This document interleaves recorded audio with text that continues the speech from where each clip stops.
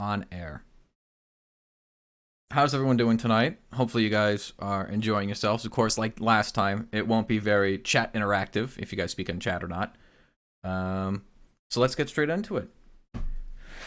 Hello, welcome to Mulligan's Opinions. You might see some things have changed here, but you know what hasn't changed is our lovely host for today. Well, of course, brought to you by me, Clone595, also known as Ryan. You'll hear me called. Then we have our lovely Mr. Gazorp. Hello. I didn't know this was the point where I talk. That was a long one. Yeah, maybe our other host will pick up the pace and understand what we're doing here. And then lastly, we have our friendly and neighborhood Spider Zander. Spider Zander. That sounds Spider exciting. Zander. I hope my colors are yellow, black, and white. I hope it's like a Batgirl mix of like old gray. But glad to be here for another week of the podcast. Yes. How are you two feeling today? Doing good? Doing bad? I can't believe you caught me off guard and make me swallow my pasta quicker. Classic. You could have waited. I could have. You could have said anything. Yeah, if I tried to say something in a moment, you would have gone. You told me you don't want to start a podcast off by going. No. No, you know what? Not my prime idea. No, I think it's a great idea. Yeah. As I mentioned, you might notice some things have changed. I spent about 20 to 30 minutes trying to figure out how to make a transparent PNG on Paint 3D. Ooh, because I don't think you can do it on Paint normal. Don't let them lie to you. It took them 2 weeks. It took hard hours. It took a long time to get to where we are today. Let me scroll up on our little Discord chat. All right, I gotta redeem myself. Hold up. 416 to like. It took 20 minutes. Yeah, 20 minutes. All right, Clone, I gotta redeem myself. You guys ready? Oh, okay. What's up? Imagine an imaginary menagerie manager managing an imaginary. Fuck, I already fucked it up. I literally have to have it in front of me to read it at this point. Even if this podcast crashes and burns into a fiery field of death, we still will always have a couple episodes of him screwing this up.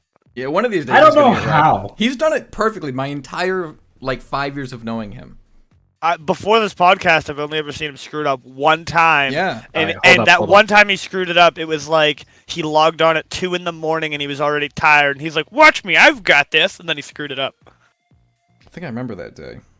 Yeah, it's rare that he actually does mess it up till this podcast. Now we're living the dream. Now, both times he's I messed it up have is to on literally stream. type this out because for whatever reason I have an aneurysm at some point. All right, while he does that, let me tell you another tongue twister. What do they call an oven when you oven the cold food out hot, eat the food? You fucked it up already. Mentioned. What do you mean? Why do they call it oven when you oven the cold food out? Fuck you. You know, whatever. All bad. All terrible. What are we even doing with our lives these Okay, days? okay, it's written out. Mm-hmm. Imagine an imaginary menagerie manager managing imaginary menagerie. Blah. I don't think the bleh was at the end of that thing normally. No, but I didn't realize how not big of a sentence this actually is, because when you're saying it, oh my god, It's a it huge feels sentence. like it lasts Yeah. forever. That's why I've always been kind of confused on, What I'm actually saying? Yes. Yeah, the Irish wristwatch one's better. I like the Irish wristwatch. Mostly because I can say it. Yeah, but it took you how long? 2 solid days. No, you see, I mastered it before I met you guys back in high school. I just didn't say it for 4 years, and then I met you guys. When I was in elementary school, one of the first tongue twisters I ever heard actually got me put into a speech therapy class because I was I was incapable of saying the woodchuck wood whatever the whole thing. Yeah. And because I couldn't say it, and I failed it failed trying to say it so many times, and I was screwing up syllables, they put me into a speech class. My mom, well, my dad found out about it. He didn't really care. He's like, okay, maybe he doesn't need a speech class. My mom heard about it, and she's like, well, he doesn't need a speech class. She goes to the school and finds out, why does he need a speech class? And they're like, oh, because he can't say woodchuck chuck wood, blah blah blah. And my mom's like, my mom's like, I can't even say that correctly. Like, what are you talking about? And I spent 2 years in a speech therapy class where I never failed or had any issues with any form of speech. I just was incapable of doing woodchuck chuck wood.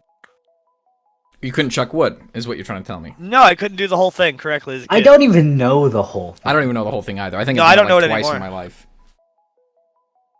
I mean, I know I was put in the speech class because No, I couldn't it's actually Zander pronounce. couldn't fucking say it. That's why. It's yeah, I know the whole thing.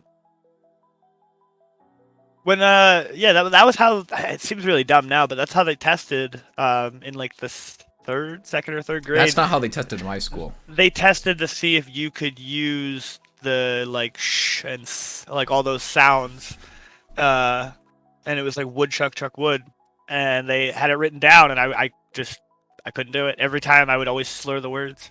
You know how they checked in my school? So we have this little thing called English class, right? You know, I've had it since, first grade all the way. Oh yeah, I took 13 years of that. whatever, Kindergarten yeah. all the way through 12. Exactly, right? Yeah, so the teachers would keep an eye out for people who couldn't pronounce, like you said, the sh, the pf, the R's and different things like that. I had trouble with R's and L's. I also used to have an Irish accent. Why? Couldn't tell you. I just did. So I was thrown in speech class for about 5 years. And then at the end of the year, 6th grade, the teacher looked at me and was like, so you've made great improvement. I don't think you're 100% fixed. Not in that phrasing, but, I don't think that the problem's 100% solved, but I'm good enough. And then signs my papers away. Interesting. I've always had a. There's definitely something wrong with my brain when it comes to handwriting and reading out loud. I just don't. I cannot communicate those at the volume at which I can communicate in a normal conversation. My handwriting sucks. Like, it's chicken scratch, always has been. Reading out loud, reading from a book, I like to think that I might have dyslexia, but I don't, because I don't.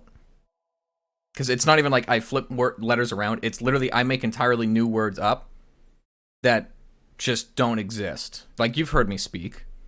Yeah, I don't think that's dyslexia. I think that's me being stupid. Right, my brain doesn't work at the same speed as my body. Like Exactly, when I'm reading from like a book or something and I read it out loud, there are words that I just completely skip over without realizing. Like I'll be reading and I'll just skip a word, and if you ask me, did you say that word? I will swear up and down I said it. It's just it doesn't happen. Yep, I've always thought to myself, considering like math problems with me work really, really, really, really well. Because I can get to the answer in my brain really easily, unless it's a complex math problem. My only issue is I've noticed that if you ask me to, put the steps down, I'll have an issue when it comes to, okay, where did my brain make that conclusion? Like, my brain moves too fast for my body to keep up with the writing, or with the talking, or with the movement of the body in general. So what we have to do to fix this issue is we drink just alcohol. take your brain out. Mm-hmm. And we put it in an acceptable medium that can match the speed. I just need more RAM. I really need to just download more RAM, Oh, you guys have never probably seen it or heard of it because you don't watch real TV shows. Have you guys heard or seen Upload? No. No, so in Upload is a TV show where whenever you die, anybody dies, your brain is like everybody's brain sends data to servers and stuff. Whenever you die, it cuts off at your consciousness at like the point right before death, and you get uploaded into this virtual world. And you continue to live, and like the people from the outside world can come in and like put on VR haptic suits and come visit you and stuff. And yeah, you live essentially in a virtual world, and you can still call people that are in the real world and stuff. And blah blah. And essentially, you get to keep living. But you're in the virtual world. Would you do that? Would you guys, when you die, if you could, sign a piece of paper that says the moment right before death, your consciousness gets cut off, and boom, you're into the virtual world? Is this a recent show? I think there's 2 seasons of it. It's a pretty good show. When did it come out? So 3 years ago, because it got a delay on COVID. They totally fucking ripped off an episode of Doctor Who. That's true. That's probably where I remember this from. Yeah. Yeah, it was the one episode. I think it was a Matt Smith season. It was like I don't remember the full plot, but when people died, they like quote unquote went to like the inside of the earth, and then they show those like a bunch of buildings wrapped around. But in reality, their consciousnesses were being uploaded to, I think, Cybermen. But like there was a thing that was like if your body got injured in the real world, you would feel that pain. So they had like a separate wing for people being cremated, because for like 15, 20 minutes, they would just feel like they're burning alive. Yeah, in the show, what they were trying to do is like that had already been mastered. And, like they do that to people all the time. And I mean, there's a bunch of gags and stuff about health insurance, but one of the things that they were trying to do in advance in the show is the ability to pull people out of that realm and put them into a body, and they weren't able to do that. It was really interesting to think about if living in a virtual world and people stuff like that. I would do it. I mean, I would definitely do it. What about you guys? I mean, I'm dead. Okay. Well, I was gonna let Alex continue this, but I see that his answer is gonna be about as short as. Yeah, I mean, what else am I? I'm dead. Like should have no complaints to not be dead longer. Plus, by the time I'm 80, I better have a USB port in the fucking back of my head. Nah, I think they'll be the next kids. I think they'll be Generation A. Not a Z. Upload me to the internet, and I will go live as a fucking waifu on You'll be a trap. Well, think about it like this: when you die, right? Let's say you die, and you get uploaded.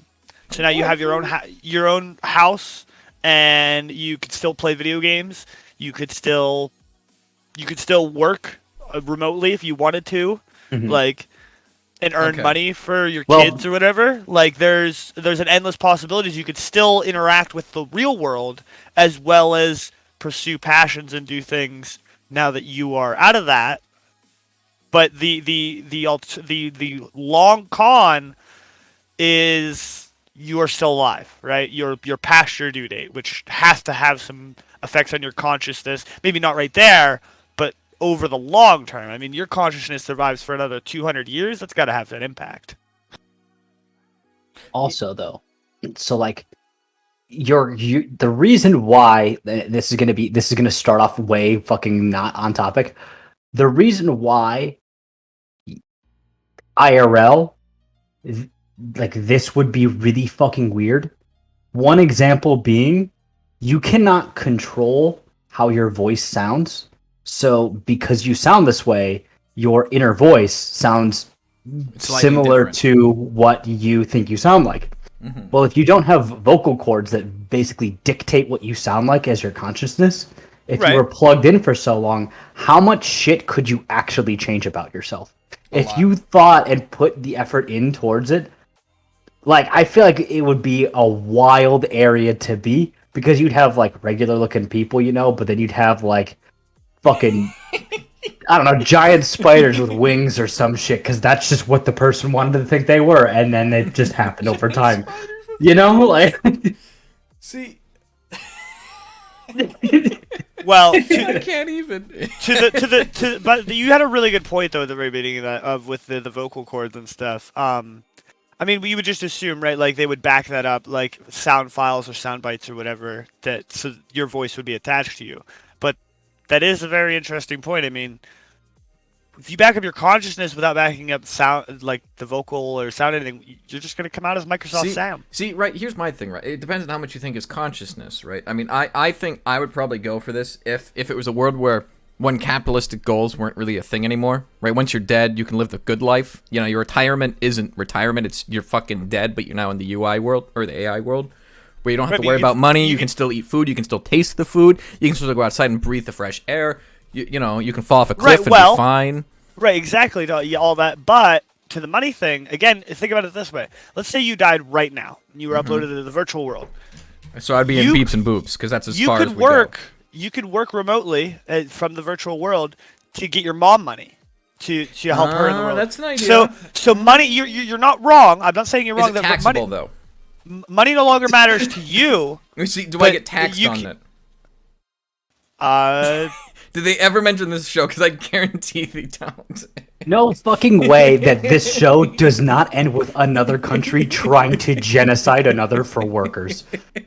Outsourced to the cloud. I'm not going to spoil anything for you, but the show takes a serious stance and aspect on health and life insurance and what it means to survive. Like, so I'm not going to ruin anything, but let me put it to you this way. at the end of the first season, the guy runs low on money, and he can't live in his suite anymore, and he lives in like the Dead Man does? Essentially like it's a concrete square white like it's all basically a prison cell. It's a prison cell, is what you've just told me. Right, me. like it's very low poly. It's garbage. Like, yeah. So like, money doesn't matter, but like with money you have more, and because you're in the virtual reality, you don't have to eat. So because he was low on money / broke, he couldn't afford food, so he couldn't get food or eat. Which, yeah, I mean you don't have to, but you probably still would like to eat. So there's a lot. It's actually, I don't want to ruin anything. It's definitely a cool checkout. But one really interesting factor is in the center of the virtual world, there's a giant pillar of data flowing, and if you ever wish to no longer exist, you can jump into it and die. So your consciousness will be erased. It is an interesting thing because you could impact, and like let's say if you had a kid, you could continue to work from the virtual realm to support them. Is the money taxed? I mean, to you, but if you give them your money, it's a gift to them, so taxed on you, but not to them when you give it to them, right?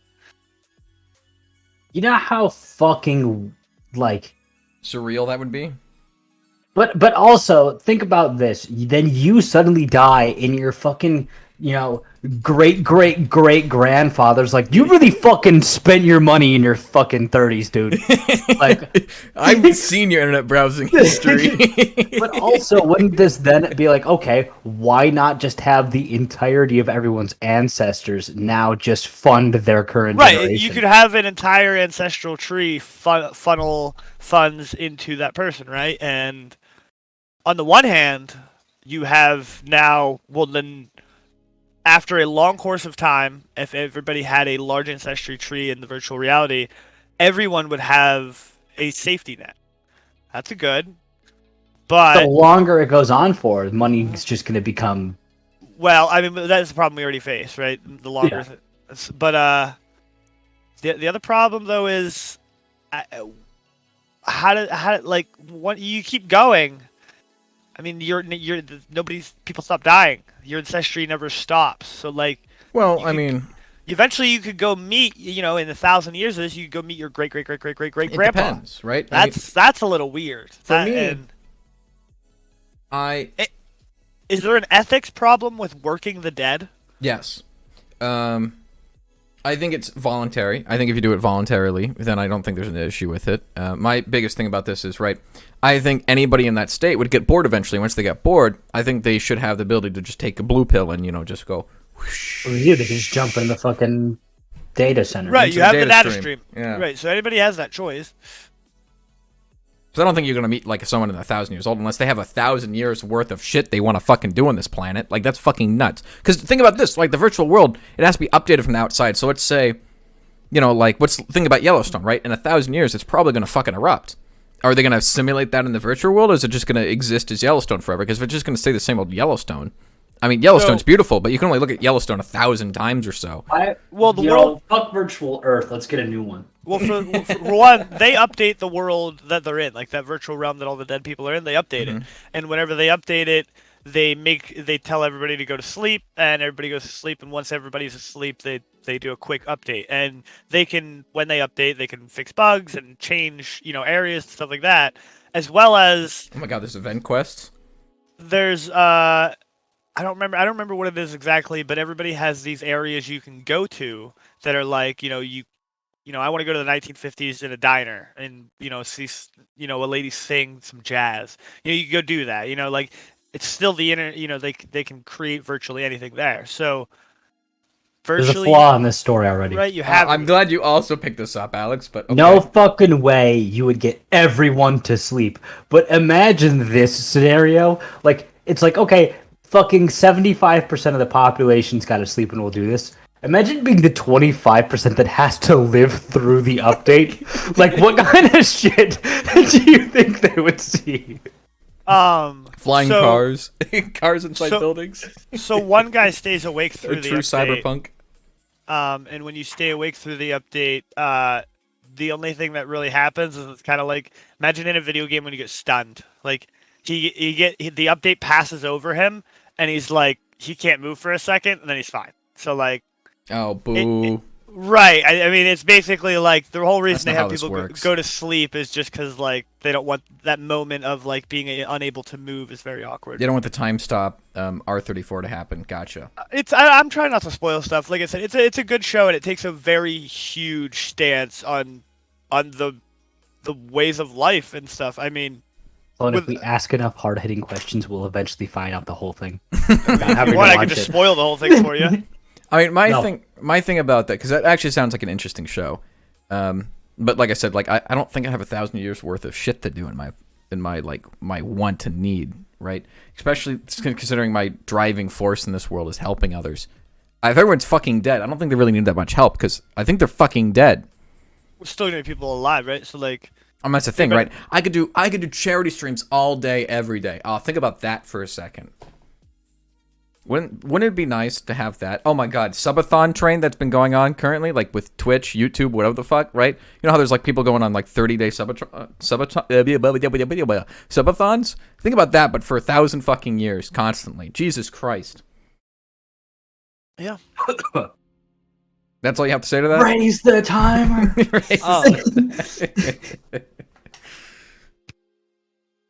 It would be interesting. I mean, it would be. My only issue with the story that you presented as well, you mentioned going back to like a 50s diner and hearing a lady sing, out of all things in a 50s diner, jazz. You think they're listening to fucking jazz in a 50s diner? No, they're listening to the fucking basement below the diner at night with alcohol in their hand. It's not a fucking diner. Probably listening to the blues. I'd think more like blues? Elvis, maybe some country. Maybe blues at most. Yeah, you might get some blues. Rock before rock was a thing, Yeah. I mean, I guess you guys aren't gonna watch it, are you? Because it's a TV show. I think it would be pretty cool. Like, I think it'd be pretty cool if your consciousness could then become damaged. So, like, let's say you're like, oh, I want to go see fucking, drink till I drop. Any major war here. There should be consequences for wanting to do shit like that. I want to become Hitler. Let me just give you a huge spoiler to it, just because I want to hear your guys' opinion. So, is that what you're thinking, Alex? like if you get shot, your fucking consciousness is gonna at least feel it. Oh, okay. You're not talking like PTSD. You're talking like physically. Okay. Yeah. As like like there are repercussions for your actions still, so you can't just go fucking buck wild. Fair enough. But then all the masochists could just have a great time, I mean, there you go, right? I mean, it sounds like paradise. They wouldn't die, but they would sure feel it. Wouldn't die, but sure feel it. Yeah, but I mean, could you become crippled in that world? What if you were crippled beforehand? Could you walk? Because that would be another thing, right? Because I know people have danced upon this a little bit in a lot of different medias. But, I mean, that's one thing that I think... This is one reason why, like, I will embrace cybernetics for my entire life is because people who don't have the joys to know what hearing sound like, know what sight is, know what smell is, know what taste is, know these different things with these different disabilities. They don't know how to experience these things. Heck, even colorblindness, the smallest of ones, right? The technology that we have for colorblindness is a little limiting, but we're getting to the point where some people with colorblindness can actually start to see colors, and it's a very interesting thing to see how people react to that. And I think at the end of the day, it's they don't need to do it. I'm never going to push it on somebody, but I think it's something that everyone should try at least once, because I would gladly help with that movement more. It's really interesting you bring that up, and because we all here care about technology and stuff, I'm curious to hear your guys' opinions. What are your guys' opinions on Neuralink? And is that like link on and like so you don't know about Neuralink? What about you, Gazorp? I'm sure. I can only imagine that something called Neuralink has to do with connecting your brain to something. Yeah, so you guys don't know about Elon Musk's Neuralink? You guys haven't investigated this? I haven't. The last thing I really cared about Elon Musk, like I know that he's taking over Twitter right now, but like I remember like about 5-6 years ago, he mentioned he was going to bring catgirls to the planet, and I'm still waiting on that. They're already here. I mean, they're not here. What do you mean? You know as well as I do there are women out there who've gotten surgery to become catgirls. That's not what I'm talking about. I'm talking about cat girls. Well, I guess that's the same thing, yeah. Yeah. So anyway, Neuralink is essentially this net they put over, like this, like a net with a bunch of electrodes and stuff they put over your brain. And stage one, essentially, what they're aiming to do is people who are the part of their brain that like flipped and is causing them to not be able to walk or have ghost pains or things like this of these nature, that he can flip that switch back in their brain and help them there, making people walk and do all kinds of crazy things like that. But and the end goal is let's say everybody has it. We would all be able to apparently process and do things faster, and like color blindness is one thing that you mentioned that he did say that they could probably fix or adjust. But one of the big things is the ability for two people to look at each other, and you would be able to communicate kind of like in a text message or a phone call. Two people have a device and they talk to each other, and you can hear each other and communicate. Neuralink would be essentially the same way. You could look at each other, and the best way to describe it would be thinking, thinking with the context of each other in mind, and you would be able to message each other back and forth. So you could be three people standing next to each other, and two of them could be talking in their heads, and one of them would know nothing about it. What are you guys' thoughts on that? You guys haven't looked into this, really? No, I haven't heard anything on this. No, because if I ever read about it, I was like, this is bullshit. Yeah. No offense, Elon has great ideas, but I don't think we're near that technology yet. I don't know. Sending a car to space, it's just a couple hop, skip, and a jump down like 2 months. Oh yeah, and then you get the Neuralinks. Yeah. Mm-hmm. Yeah. I mean, he said Neuralink is nowhere near. I mean, it's not near by any means. I mean, but it looks the way he's explained things and the way things look. I mean, it's not quantum technology. I mean, normally when we use quantum technology, we refer to it's on your brain, right? Well, we use quantum technology to refer to things like the computer you have now. Yeah. Like the computers all three of us are sitting in front of. This is quantum technology. It is. To the 90s. This is unheard of, unparalleled. It's unforeseeable. The idea of this many processors and threads and all this packed together is just it's unimaginable. It's quantum to them. So the ideas of Neuralink and the idea of like thinking like when you think about the concept of two people standing there staring at each other, thinking at each other, talking, sounds crazy. But when you imagine it as data, essentially just phones inside your brains, it's not that crazy off. And that's kind of what a lot of it is. I mean, to me, the craziest part is the idea of the stage one, flipping a switch in someone's brain. I mean, we are in the year 2022, almost 2023, and I'm sure any neural scientist can stand up here and say, we don't know jack about the brain. We might know more about the ocean, which we don't know a lot about the ocean. There's some spots in the ocean that we're like, it's dark down there. We don't really know. We know there's something down there, but we don't know what it is. So we know less about the brain than we do our own ocean, and we probably know more about our own surrounding quadrant of space than we do both of those. So that's to me where things get messy and crazy. But at the same time, I also believe there's no way for us to really learn the brain other than testing and getting in there. I mean, the brain is advanced and crazy and we don't understand it, but we're not gonna not understand it if we don't get up in there. Which I mean is what we've kind of been doing in the past, God knows for how many years, right? I mean, we've always been fascinated with the brain because, like you said, we know diddly doo-dah about it. Like, think about modern-day computers. While they're similar to a brain in terms of, like, the way that we understand processors and stuff like that, it's nowhere near the neurological processes that the brain goes through because the brain, weirdly, while there's a lot of electronics, quote-unquote, also known as, electrons and electricity going through, but a lot of it is chemical reactions. That's the biggest issue with it. It's so complex because we don't understand 90% of it. Well,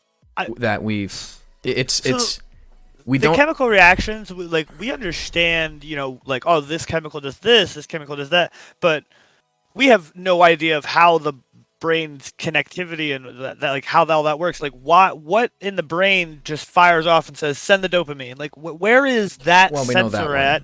And where that sensor is, what are all the things triggering it? Like, we know. Right, we know like okay, we know what that trigger like the sensor is in the brain that says send dopamine, and we know of like maybe 12 of the 100 million triggers, right? Exactly. That can cause it. Yeah. And it's just like if we could take the brain and like literally turn it into a sheet, like unravel it into one long sheet of paper and look at the connections clearly, probably be a huge helper. See, but I think that's what makes the brain so crazy and hard to understand is it's a motherboard that is made of mush in together. It's like how? The way that I see the brain, right, and this is talking to somebody who doesn't understand coding that much, right? Coding is extremely simple if you understand it, but sometimes, even though you understand it, it's completely fucking broken. The greatest example that I think of when I think of the brain and how it works and how we don't understand how it works is TF2 with that picture of coconut, right? When they got rid of the coconut, everything broke. Yep. And it's things like that. It's like we don't understand why that coconut breaks everything, but it breaks everything. And that's how we understand the brain is, okay, this works this way because causation and correlation and those tests of like the standardization of like t-tests and things like that, scientific process of analyses, we're able to connect the dots somewhat, but all these things are artificial in some way. And all these things are, you know, biased and different things like that, depending on who does them and what the data is. The biggest issue we have is we don't allow for human experimentation. I don't think we should, because I think that goes beyond moral ethics, personally. Unless someone volunteers, like this is where we get into like end-of-life procedures. I have a question on that. Is it ethically wrong to test and exploratively test and use science on humans if they volunteer? If someone were to stand up and say, I wish for my body to be, you know, I want somebody to take my brain out and take purely explorative measures of science. Like, is that unethical? If someone stands up and says, I wish to be a guinea pig? That is something I've always wondered, because I know it is, you know, it's unethical to clone. You know, it's unethical to clone a human, right? Voluntarily is a little different than non-voluntarily. I don't know how you guys too think about it. Like for me, right, it depends on who you are, right? It's the issue of, let's say, and if you're volunteer to be a guinea pig, right? What are the benefits for you as a human to do it? Do you get monetary value? Do you get the value of being able to help the world and humans, quote unquote, evolve further past their current standards? In the sense of like, you know, putting yourself up for, you know, I want you to essentially rip out my brain and get up in there and, you know, play with the connections and stuff. Maybe even, you know, hook up wires to his brain. Essentially, you're signing up for death. You know that you're going to die on the other side of these tests, most likely, and more than likely, and they are for the sake of the progress of humanity and science. Is that unethical to go down those roads that we would normally deem unethical? Is it still unethical if all parties consent and it is for the sake of, you know, progress? I don't know how about Alex feels about this, considering he's been quiet as a mouse. I've just been listening. I figured. I was noticing some feedback, which is why I mentioned to you, because I need you to talk so the noise gate activates on Discord again. I just moved my headphone. my only issue with that, right, is I'm of the mindset where I understand that he's been getting waifus, exactly. I understand that some people want to volunteer for that, right? I mean, let's be honest, the world isn't the greatest place, right? So people have dark thoughts and stuff like that. My only issue with that is I think a lot of people don't give themselves enough credit, right? I mean, you have, let's say, a human in their early 20s, right? Doctors would love to get a hold, or rather not doctors, but neuroscientists and stuff like that would love to get a hold of them in your ideal world, because that's the specimen that we don't know a lot of. We know a lot of end-of-life elderly people because at that time and age, a lot of them just say, yeah, I use my body for research. And I fully agree with that. Is if you're going to die anyways, let us learn more about ourselves. Use the organs for donation. But let's say there'd have to be some very strict regulations on who can do it and why. Right, we could go down that road of regulations, and you are right about, you know, a 20-year-old, because I'm the first person, as you guys know, I'm the first person to stand here and tell you a 22-year-old, a 23-year-old may be an adult, but they cannot make justified decisions. And as you guys know me through the years, I've always told you to look to the future, and you know, like when you guys were in college, I always told you, you know, don't fret over college, focus on what you want, make sure, you know, this is what you want, take your time, don't worry about backtracking and stuff, you get one life, blah blah blah. So I'm an advocate that sometimes people don't figure out what they want in life till they're in their 30s. Everyone's different. Sometimes people are born, they're 12 years old, they know they want to be a doctor, they grow up, they graduate, they become a doctor, they're happy. That is by far not for everyone. So if we remove all that, I just on the terms of, let's say we have someone, right? We have someone who is 25 years old, 26 years old. You're right. They probably have a lot of life ahead of them. There's all these things we can consider, but if they wanted to dedicate their brain or something for the sake of science, for the sake of progress, is it unethical? I mean, especially from a scientist's point of view. Imagine if you're the scientist, right? And you have these great theories on the brain and something. You can't do anything with a live subject, right? If you're the one willing to step up and be that live subject or something, or you have someone who's willing to do that for you to be that live subject, and you would be committing to death possibly, is it unethical? I personally think it's unethical. I also understand, like, a lot of scientists are willing to put their money where their mouth is, right? The only issue is a lot of times the people who are doing that are the only ones in their field because they're bona fide geniuses to do that kind of research. They can't sacrifice themselves in a lot of the cases.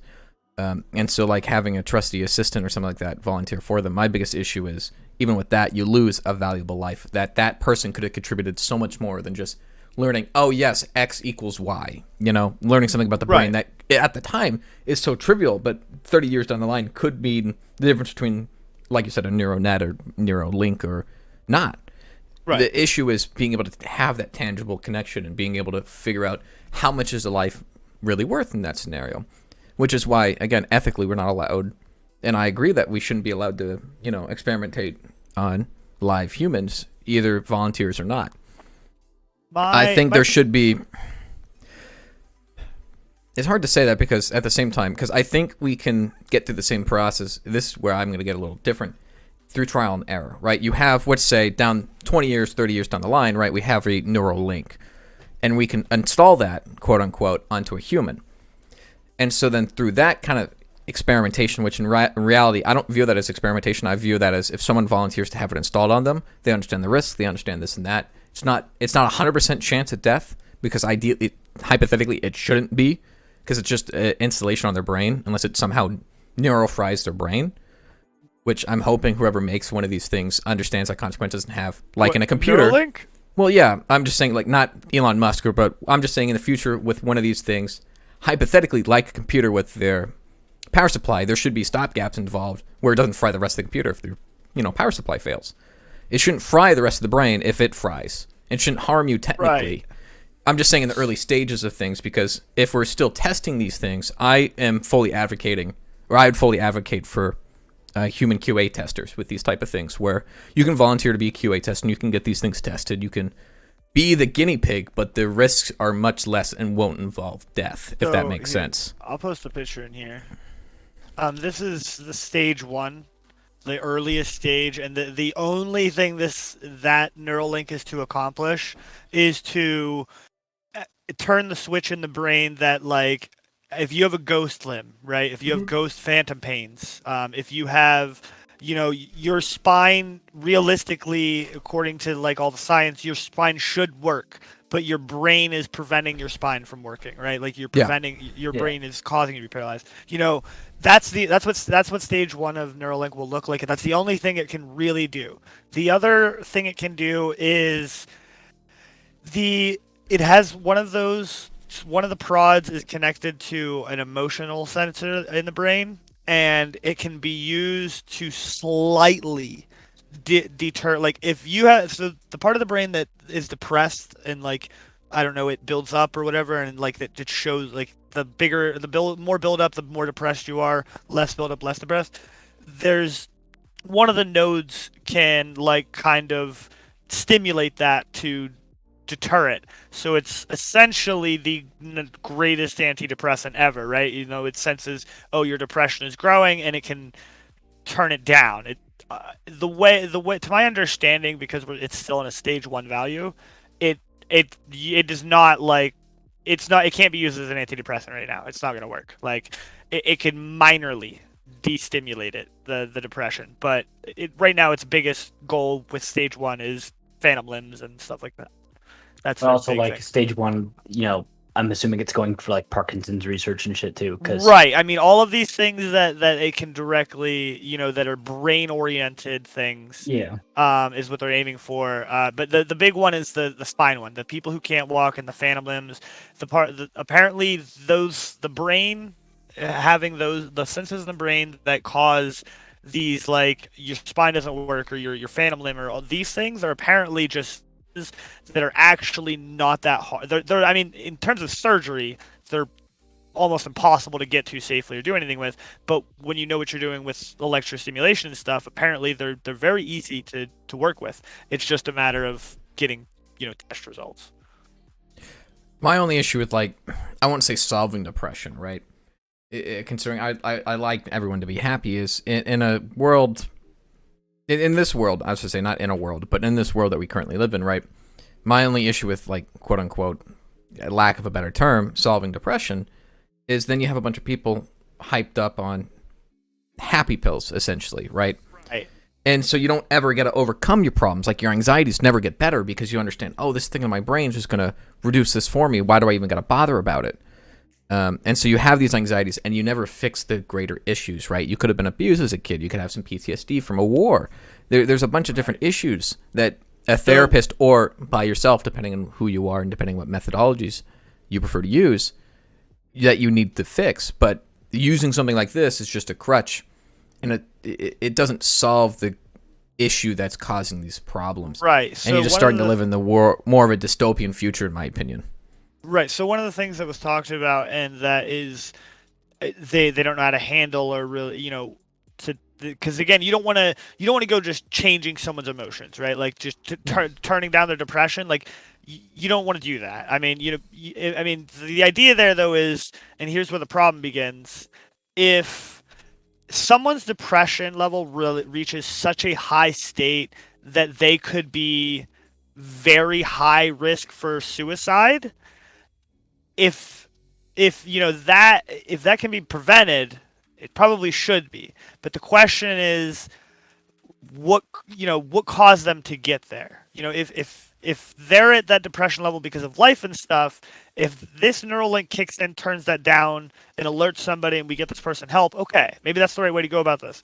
But if this neural link just keeps toning that down constantly, that's not good. Like, you're not fixing the problem. I agree.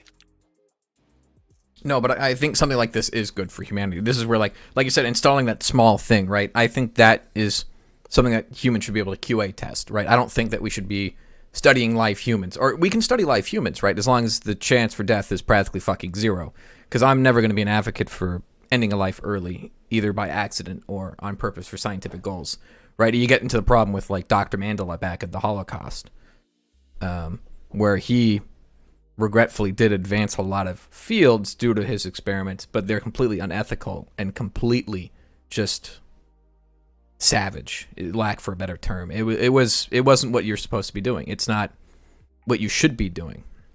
And heck, some of the fields he was testing didn't even fucking matter at the end of the day, such as, like, human soap. Like, why the fuck would you want to make human soap? Yeah, things like that. That's the problem when you give humans too much power. And doing these type of experiments with live, voluntary things where, yeah, we could study the brain if you want to practically, I think, I mean, my two it cents just on doesn't that, make sense. on it as I think, I don't remember the exact quote, but for the progress of science, people have to die.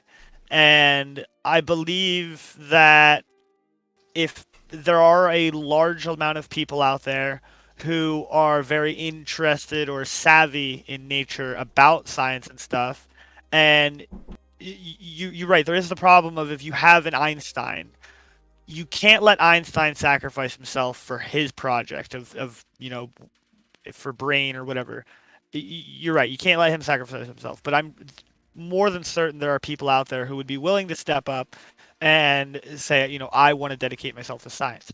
I do understand that there should be regulations, or that I'm still an advocate that people at 25 can't make their own decisions very well. Nobody knows what's coming in life, but I do think that people should be allowed to step up and say, I would like to dedicate myself to science and be used, because some science does require live humans. And I think, with the right amount of effort and stuff behind it, and, when you get to that point where, like, okay, there's nothing left other than doing a human trial, I think you got to do human trials. I think there's a lot of people on the planet, and I think there's a lot of people who would step up to do that. And I think the way that makes it worth it and the way that makes it right or ethical to me is those people being remembered. If when that science pays off or whether it doesn't pay off, there should be a catalog of people who have dedicated themselves to the progress of humanity and science. But I do think that it should be allowed. People should be able to volunteer for that. I mean, that is regretfully a tough choice that... at the end of the day, right, neither you or I have the power to change that ideology. I think, to some degree, you're correct. I just think that the restrictions would have to be very, very strict. Because, you could have Einstein sacrifice himself if he thinks that's the best thing. The biggest issue for me is, let's say, hypothetically, even if you're Random Joe, right, I think you have the potential to be an Einstein, right? It doesn't have to be in math. It doesn't have to be in anything practical, right? You can literally just make someone's day by just existing. And that by itself is worth more than anything you could have done with science, in my opinion. Right? I've changed my philosophy in life by so much where... I think my perspective on that is it's different per person. You are right. There's a large amount of people who just making someone's day or, across 73 years of their life and then they died, if they made 48 people's days, like there's the greatest days of their lives, 48 people, they would live in pure happiness and they'd be like, that was great. I also believe there are some people that would probably if they died for the sake of science and the chance, adding that 1% token into the bucket that they maybe made a difference in science for progression or something. I think that would, for some people, would be the greatest honor for them. I think so, and I again, that's where, like I said, the rare cases that is, which there's not many anymore. I think there were a lot more in the past.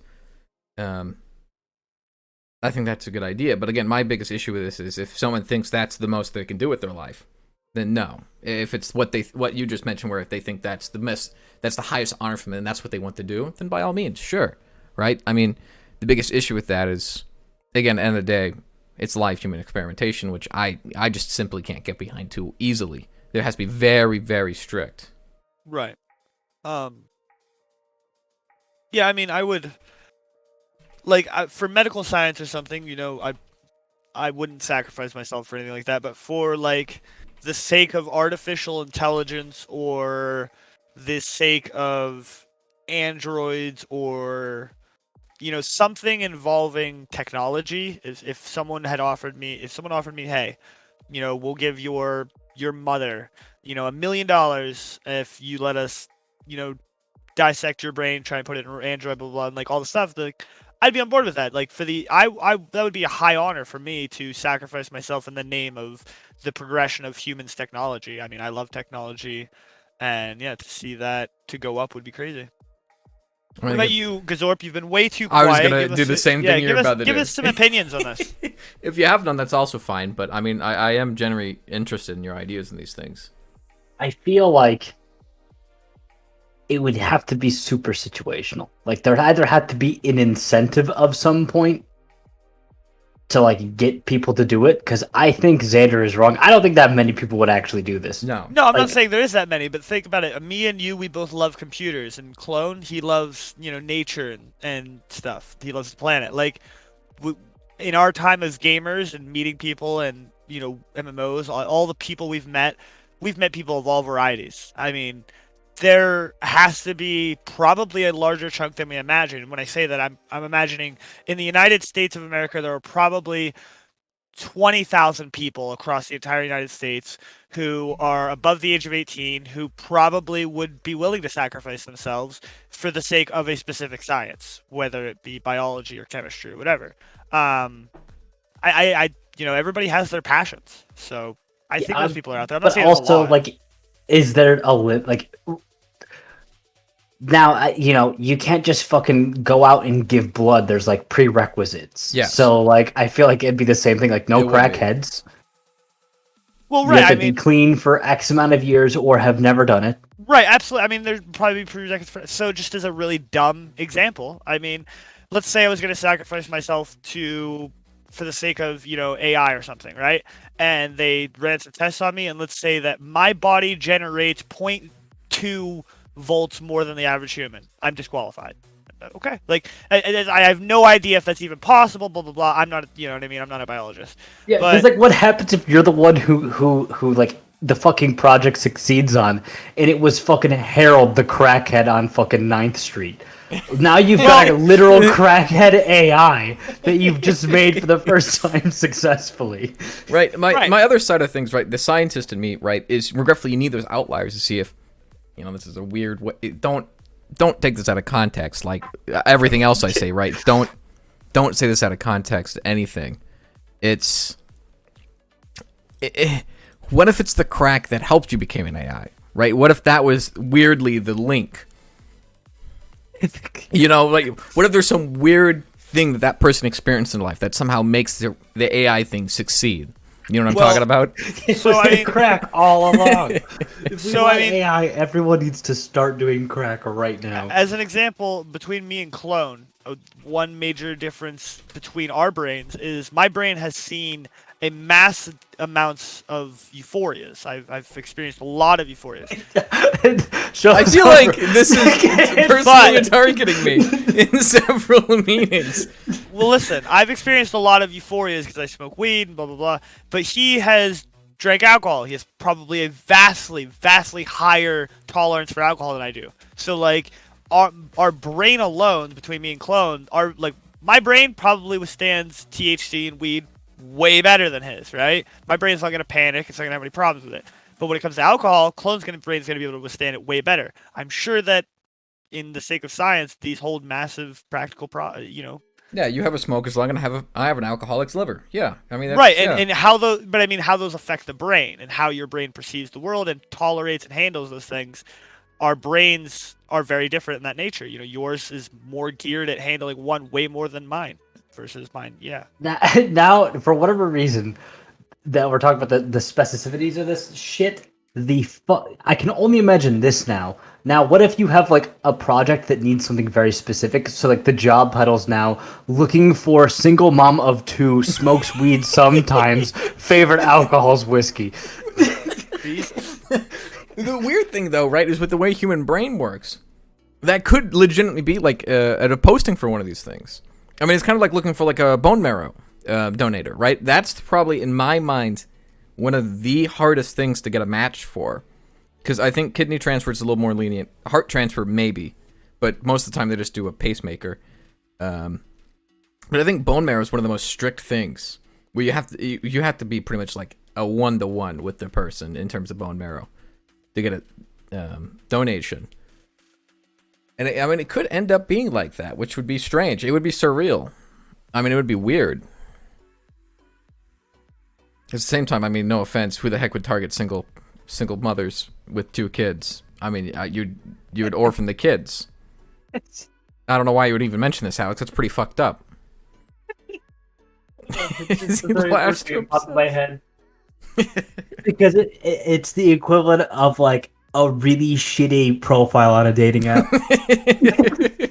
Oh my god, scientists are using dating apps. Oh, no. There's a Tinder if you want to donate your body to science. Oh, here's a. We call it. Since we're on the sake of future technology and stuff, oh my goodness. As you guys know, it will be coming. I mean, there's no doubt in my mind. Eventually, we're gonna have robots. Robots, androids, whatever. Well, we already have those. I mean, I imagine. I don't know how long, but I imagine there will come a time where there will be a robot or an android on every street corner, essentially. You can kind of like in New York City, there's a person everywhere. I imagine you'll be able to look around everywhere and see a robot or an android. And fully functional AI. Okay, fully unfunctional AI. Right. Now he's put it on some restriction. Yeah. You know what I mean. Let me ask my Android phone if it can actually process emotion. Do you guys think that with fully functional AI and like sex robots being available, do you think that will harm? Do you think that will harm the human population? Oh, in terms of sex robots, yeah, 100%. I mean, look at Japan already. Their numbers, and same with Korea to some degree. Let me rephrase.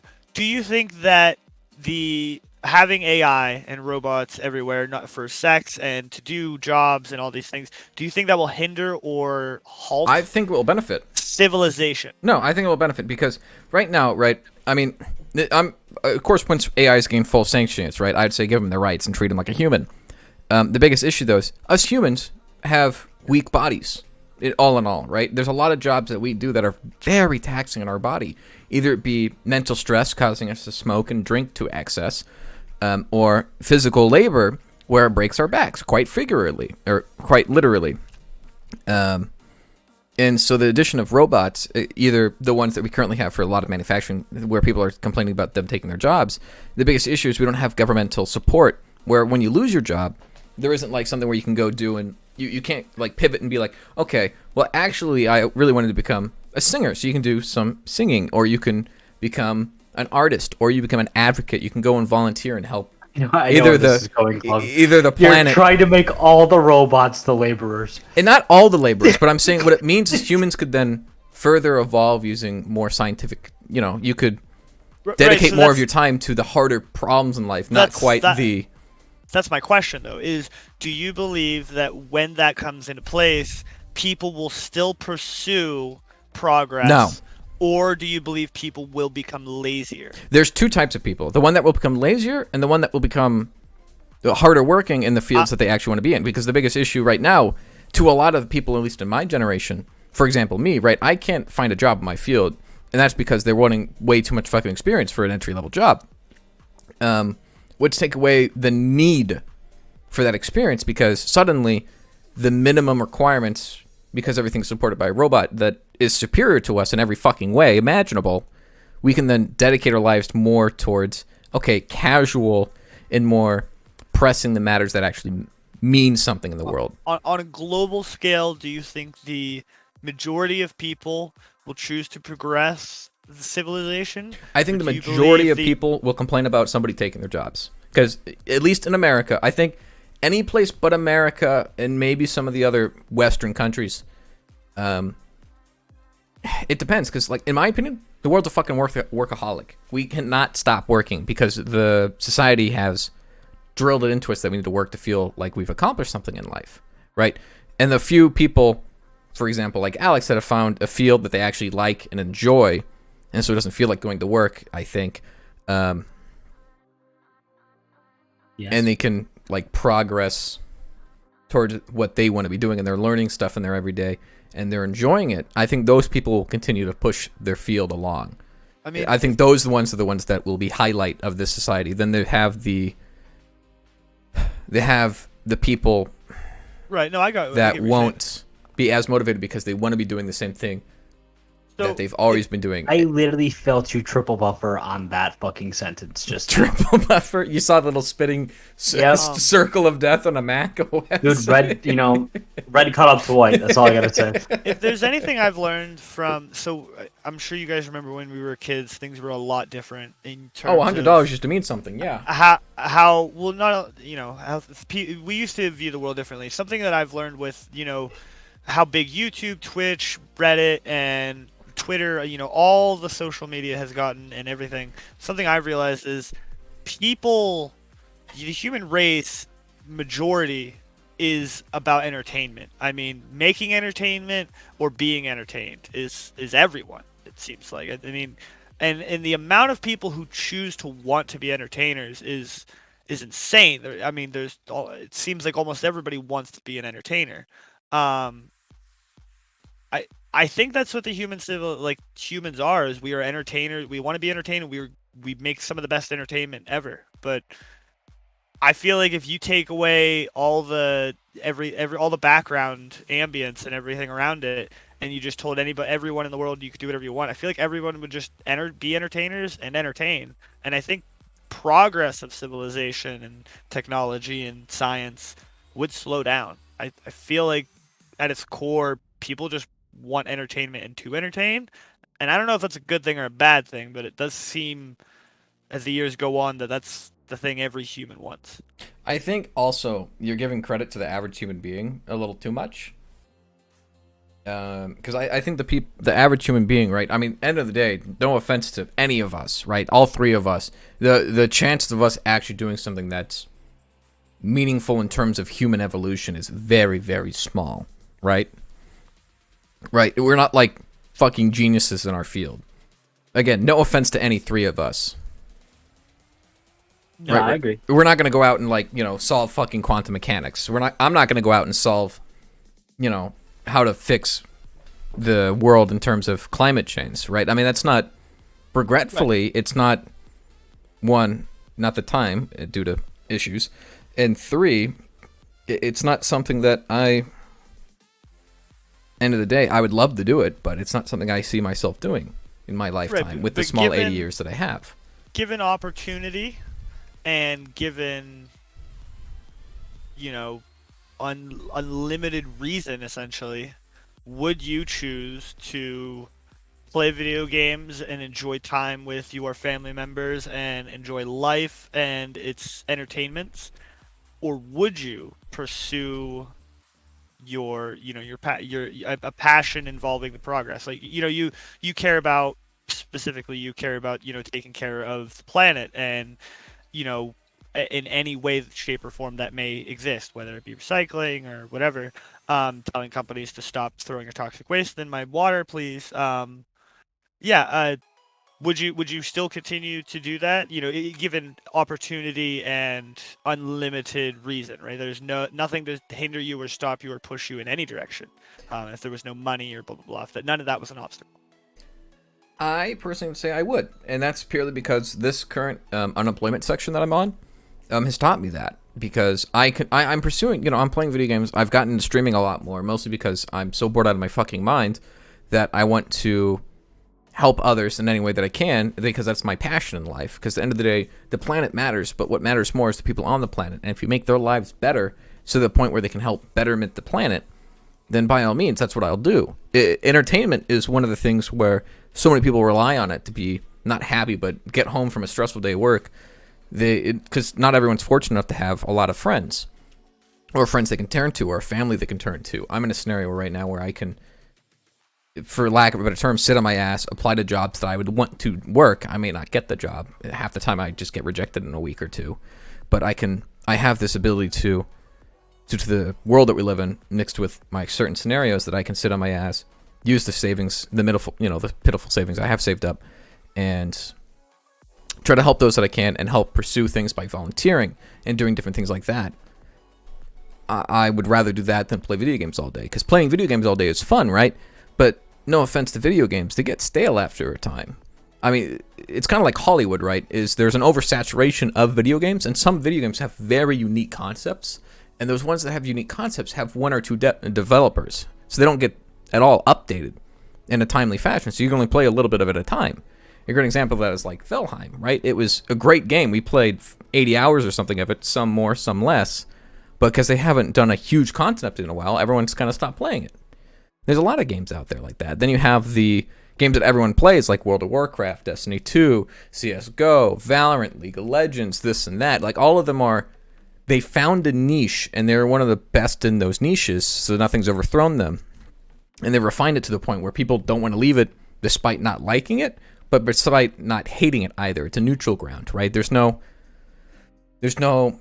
love for it. There's no passion for it, except for granted, there's a lot of people that have passion for those games. I won't deny that one, but it's a weird scenario where, for me as a gamer, there's not a game out there that I can safely say I have a passion for this game and I'll sit down and I'll waste my life playing this 24/7, right?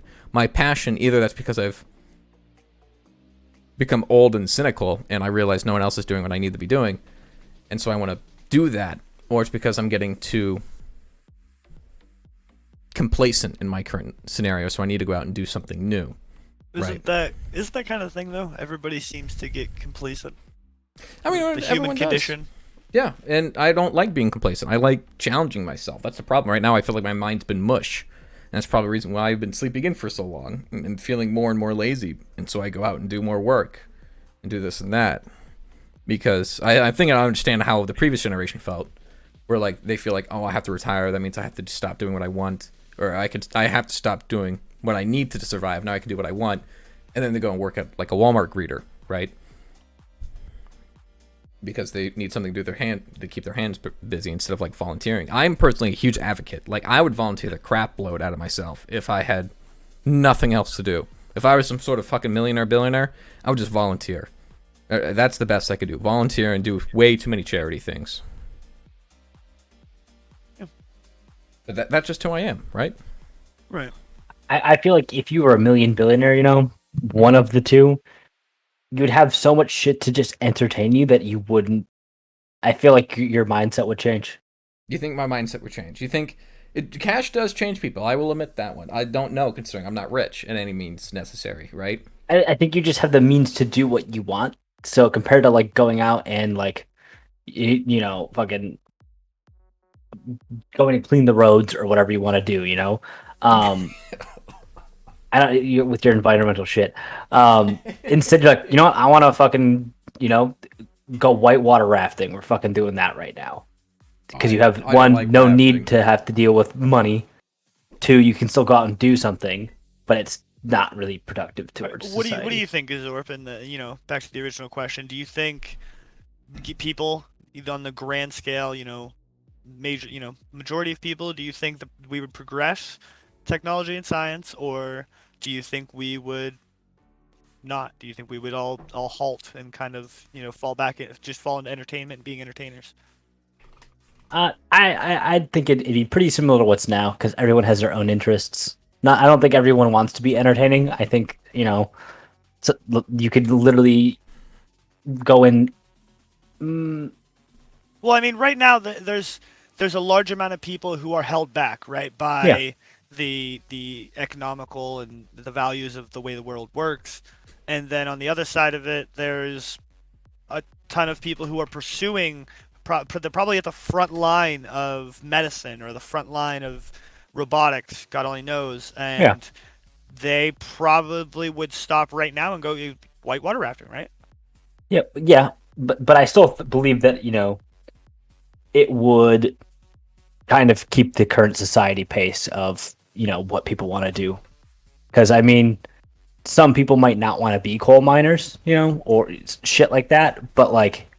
There are some people who do want to be coal miners. There's some people who just want to sit on their ass. And then there's a lot of people who, fall in love with something and want to continue to study it. So I think it would just, I guess, give more people the choice of exactly what they would want to do. But I think technologically wise, our society would just kind of advance the way it is right now.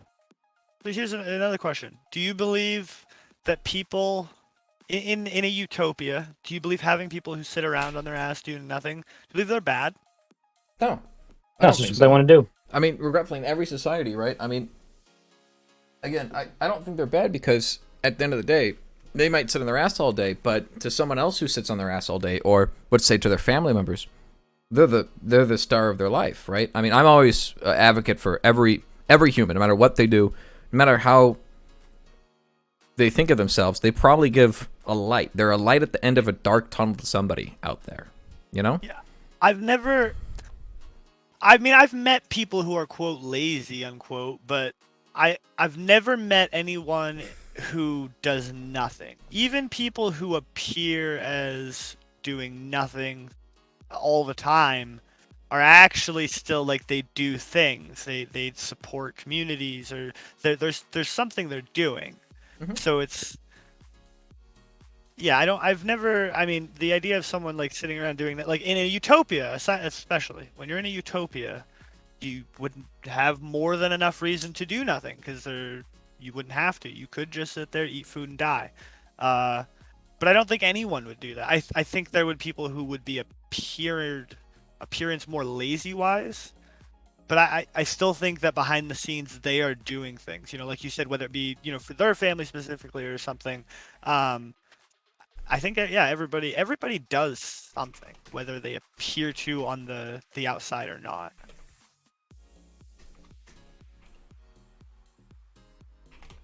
I mean, agreed. Like, I think at the end of the day, they're doing something, like you said, at the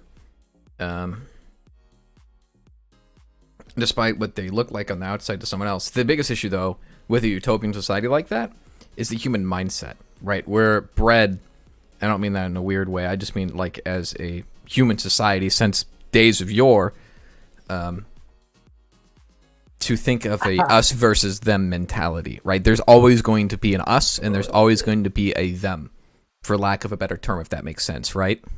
You had me so fucked up for a second there, dude, because you literally went, I believe we are human bred, and then paused. Well, I was like, do something. What I was like, I gotta fuck is he myself. talking about now? It's just in our... You lost me for the rest of it. It's just instinct to think about that us versus them mentality, which causes so many issues, where in a utopian society like that, they'll be the ones that are, quote-unquote, doing something for society, looking at the ones that are, quote-unquote, lazy, and thinking they're not doing anything for society, where, like you said, if they're just sitting online playing video games, talking to their friends online, that's doing something to society. That's helping whoever else they're talking to, right? That's helping the developers who all they want to do in their life is to create a game that people want to spend their lives playing, right? I mean, no one ever thinks about that type of angle, I don't think. They never think about why are these video games existing in these type of utopian societies whenever they talk about the media around them. Well, it's because the developers wanted to make that. And why do the developers want to make that? Well, that's because that's what they wanted to do. That's their passion project. I think you'll end up with you'll have better end results that way too. We won't get fucking FIFA 24. We'll just get like we'll get FIFA's like gone. FIFA's gone. I hope you know that. They canceled it.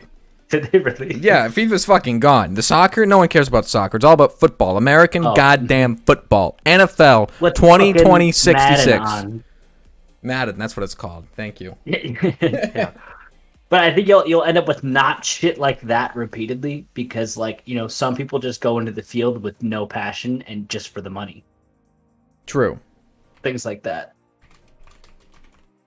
Because typically, as people, you know, enjoy something and they really want to do something, they're going to take the steps they need to do in order to get better at doing that for themselves. Their personal goals in the creative sense compared to personal goals financially. So if you remove the need for that financial, I think you'd end up with a lot better end results on whatever it is. That's always that's been my philosophy in life. I feel like that's where I personally think capitalism is holding us back as a society, rather than what the original intent of capitalism was to strive human ingenuity and creativity and scientifically like advance us by using competition. I don't think there's much to do in competition. I think it's more if we came together to society and worked together, we'd get a lot more done. But like, think about it in this sense, Clone. In a utopia, right? Imagine like you like cooking, and you would have no restricted access at all to any ingredient. You could just go get them fresh at any moment in utopia. Yeah, I would right? make your life miserable making horrible things to eat. Yeah, what's up? Yeah, but you would continue to do that to try to... I'm going to go the opposite way of horrible. Make the best thing you can if you have access to all of this shit just all the time. Yeah.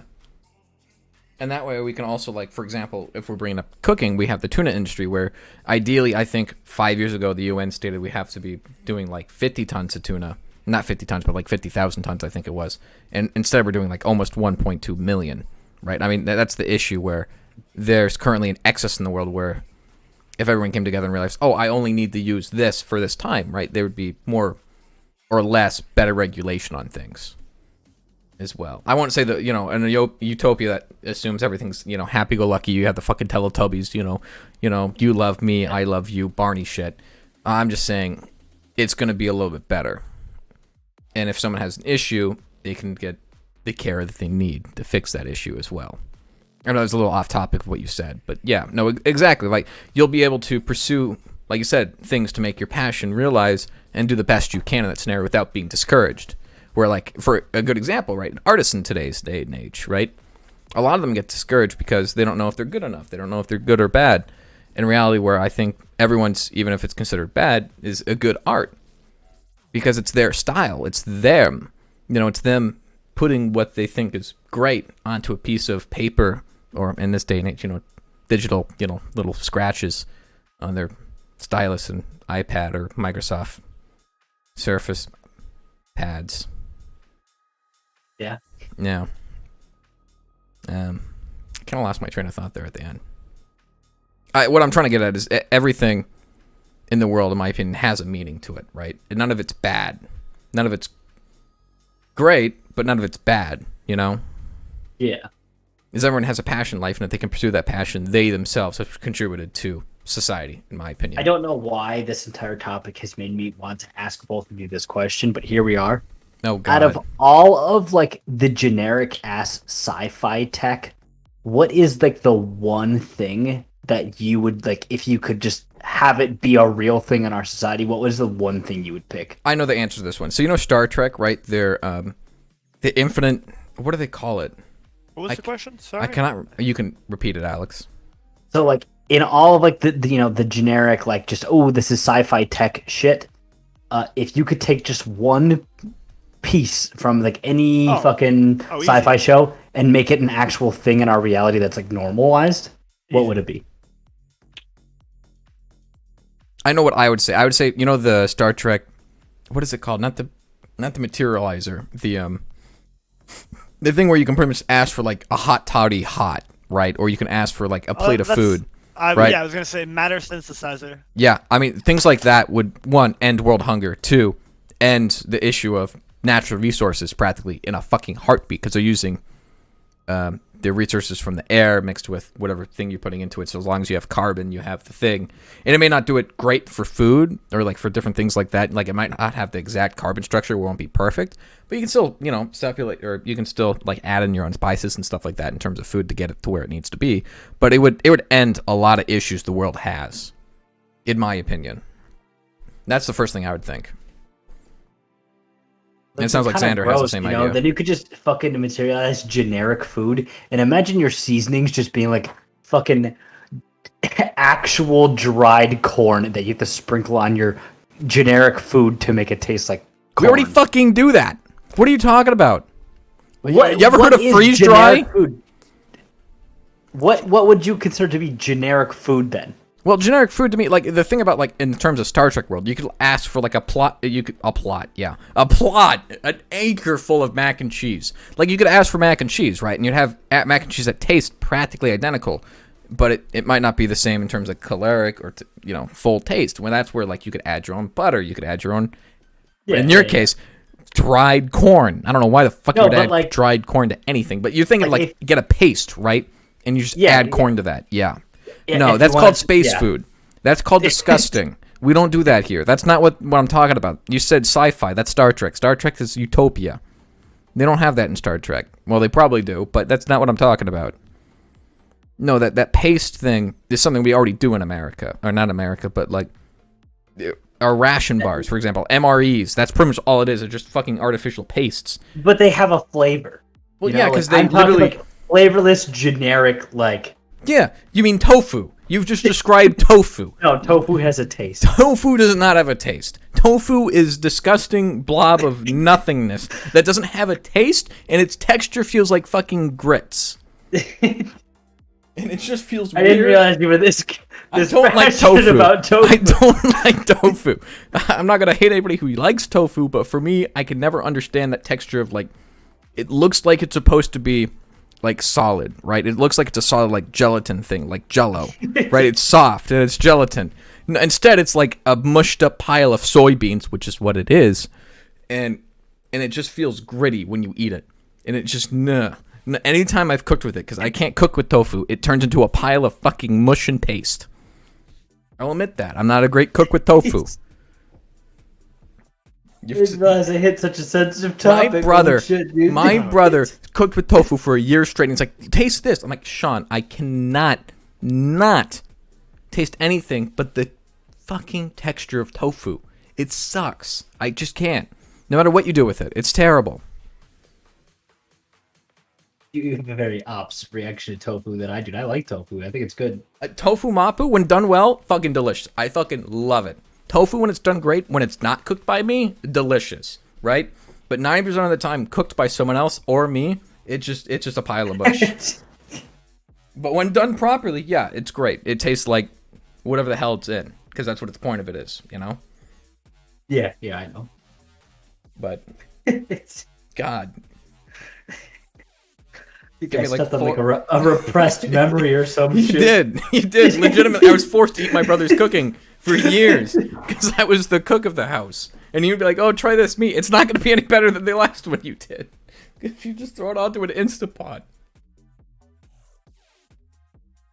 I think Zander probably likes tofu. No. I don't think he's had tofu. I've had tofu twice. It was that memorable, dude. Apparently. He couldn't even recall. Sorry. Both times I had tofu were at like family reunion type things, and it was I mean, it's very unmemorable because, again, if you've ever gone to a large family reunion, I don't know if about either of you guys. How can you say it's unmemorable after the fact that you immediately remember the exact 2 times in your entire life? Listen, all right, you had tofu. I guess it's bad. All right, I guess it's bad. It's not good. Like it's not for me, right? It's not bad, right? It's just the fact that it doesn't have a flavor, right? Like, even eating it by itself, I personally don't think it has a flavor. If it has a flavor, it's very, very small, and it gets...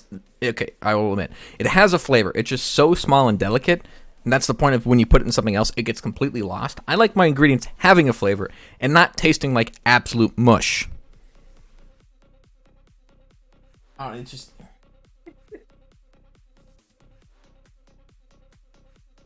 Yeah, I mean, yeah. What we were talking about? We were talking about. Oh, right, sci-fi technology. If you think we had in real life, what about you, Alex? It seems like me and Zander believe like a material synthesizer would be the best. Okay. If Clone's gonna go with material synthesizer, so we don't have overlapping answers here, and we're all different. We don't have to be different here. We can be the same. I would go with the He just doesn't want to affiliate himself with me. I would go with the medical. I don't want to call it a scanner, but it is the medical scanner. Yeah. It is a scanner, but it also can repair flesh and body wounds, stuff like that. I think that would be the next one down from material synthesizer. Again, I don't know about Star Trek too much. I'm not extremely fluent in Star Trek really, but in the Orville, like any sci-fi. Right, in the Orville, the material synthesizer synthesizes anything you want within a parameter, essentially. So, like, as long as it fits within there. So, like, in one episode, the Bortus and his husband ordered, I think it was 1,000 cigarettes. Oh, and Jesus. Right, and I mean it was glorious. I mean they did exactly what I would do. They ordered 1,000 cigarettes. They were hot boxed in the room of cigarette smoke. It was great. Yeah, I mean that's number one, because you don't just get food, you get everything. Anything that fits inside of it you can get, which inside of a 2 foot by 3 foot area, that's a lot. But yeah, the medical scanner would be second. What about you, Gazorp? I would do whatever they use to control gravity. Like get rid of it or increase it. That's right. What you would go with. That's what I would go with. That's what you go with. Okay, explain your reasoning here. Dude, the amount of real estate that would open up, we could build into the sky. And you could just your fucking whole house could be upside down. You would have no idea. I mean, it would make things earthquake proof. He's not wrong. I don't think that's the most important piece of technology. But, no, that's just the one that I would do. I didn't ask for them support. Yeah, he's not wrong, right? Yeah. Like if you have the ability to create an object that floats and pushes down, right, with gravity, you just put a windmill underneath it, right? Or you just put like anything, right? You could do just, so much you could do, then and just create endless power with that, right? Yeah. But is that better than a quantum core? Like if you just have one quantum core. No, that's just what I would bring back. I think it would be cool. Okay. To normalize. I guess I'm also the problem is I'm imagining like every anti-gravity like thing I've ever seen is giant. It's just huge. It's massive. No, I mean think about like. I mean, it literally goes in the floors of like the Star Trek fucking ships. Yeah. I mean, you never actually see what it is. Well, I mean, technically, you also can think about like. In terms of like the drives they're using, technically that's anti-gravity. They're kind of pushing against space. True. And so, to be honest, it wouldn't be bad. It would help with a lot of issues, like terms of construction, right? I mean, you wouldn't need cranes anymore, that's for sure. You wouldn't, hell, lifting 50 pounds, thing of the past. Lifting 0.2 pound because of anti-gravity lifts. I mean, he's not wrong. It would do some stuff. I just don't. Yeah, it'd be something. Plus, you could have like a wind tunnel, right, and just be completely weightless instead of. I think there's a lot of shit that would easily immediately benefit from that being normalized that we don't exactly like off the top of our heads can't think of because I know nothing about specific. Because we're not fields. smart. Yeah. Yeah. Yeah. No, I mean I agree with that. I think like there's construction uses and shit like that. Yeah, I mean thinking about it more, I think there's more to it than I would originally, off the top of my head, think about. Hell, it would just allow cities to build up. I mean, literally, if you control the gravity on cars, fucking. Yeah, then you could see the Senate or the Chancellor versus Mace Windu while driving home from your commute. Yeah.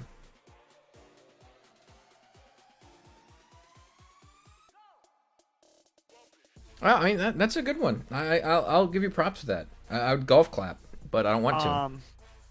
So real quick, I'll go over some things that have happened.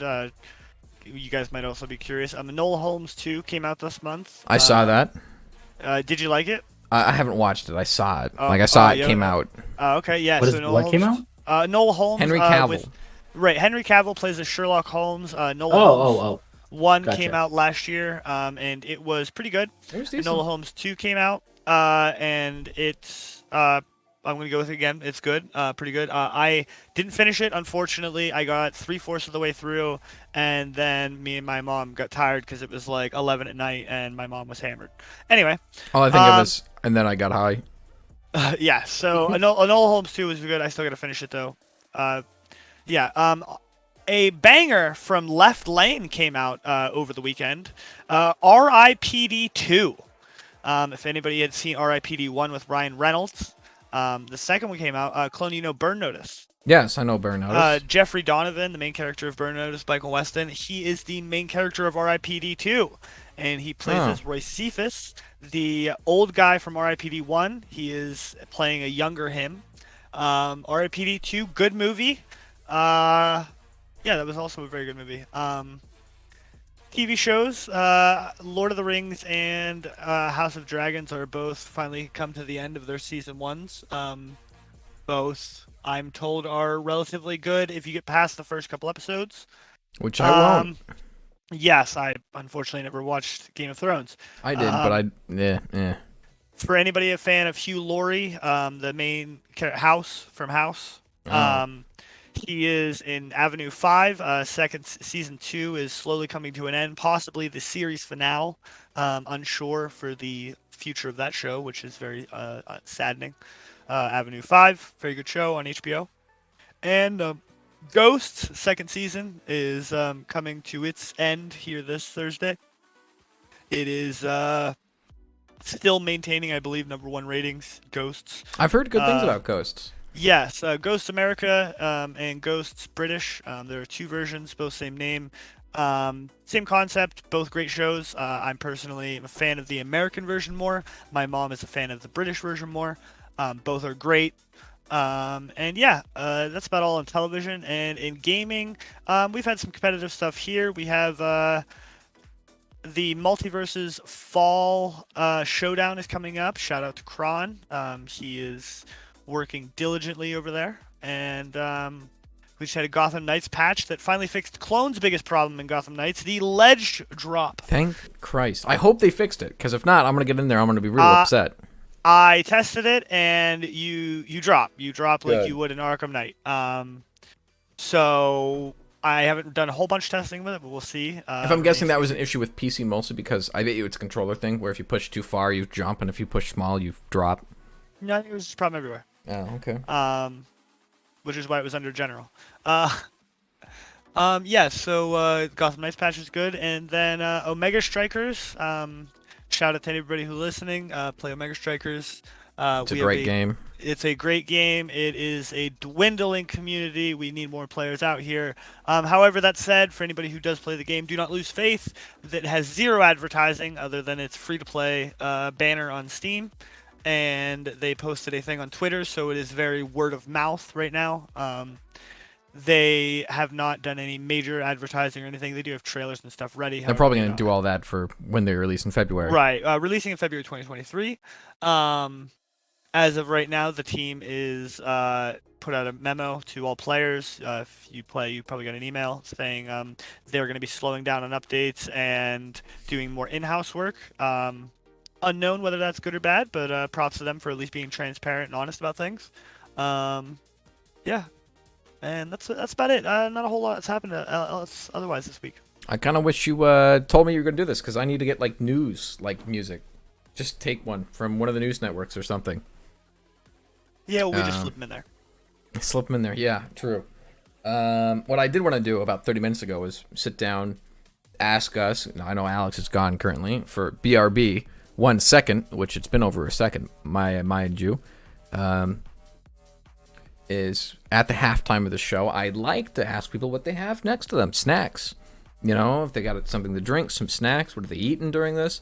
Either the hosts or, of course, the people in either Twitch chat or YouTube comments, the 0 of you that watch the YouTube, because I don't do any advertising. Anyway, what do you have to drink and eat and nibble on? I have a Pepsi, the classic. Good. I'm glad that you have your supply. Pepsi over here. And other than that, nothing, because we ate our fudge round. So now we sit here without the fudge round because it's gone. So what is a fudge round? I'm guessing it's just a round of fudge? No, fudge round, so you can go to any Walmart or 7-Eleven and pick them up. They're called fudge rounds, and they come in a box, and inside the box is like 12 of them.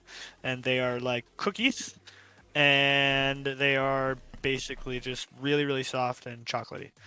There are fudge rounds, and then there are oatmeal cream pies, I think is the other one, or oatmeal cream cookies, or something like that. And then they're the same thing. They're just circles, and they have cream in them, and yeah.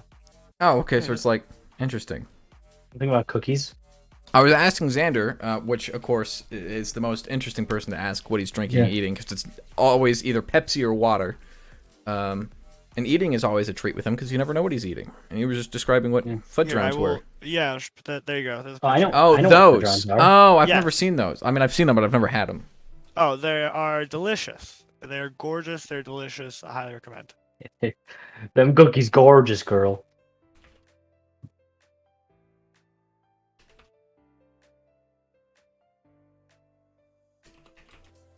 So you, Alex? Don't they also... Oh, me?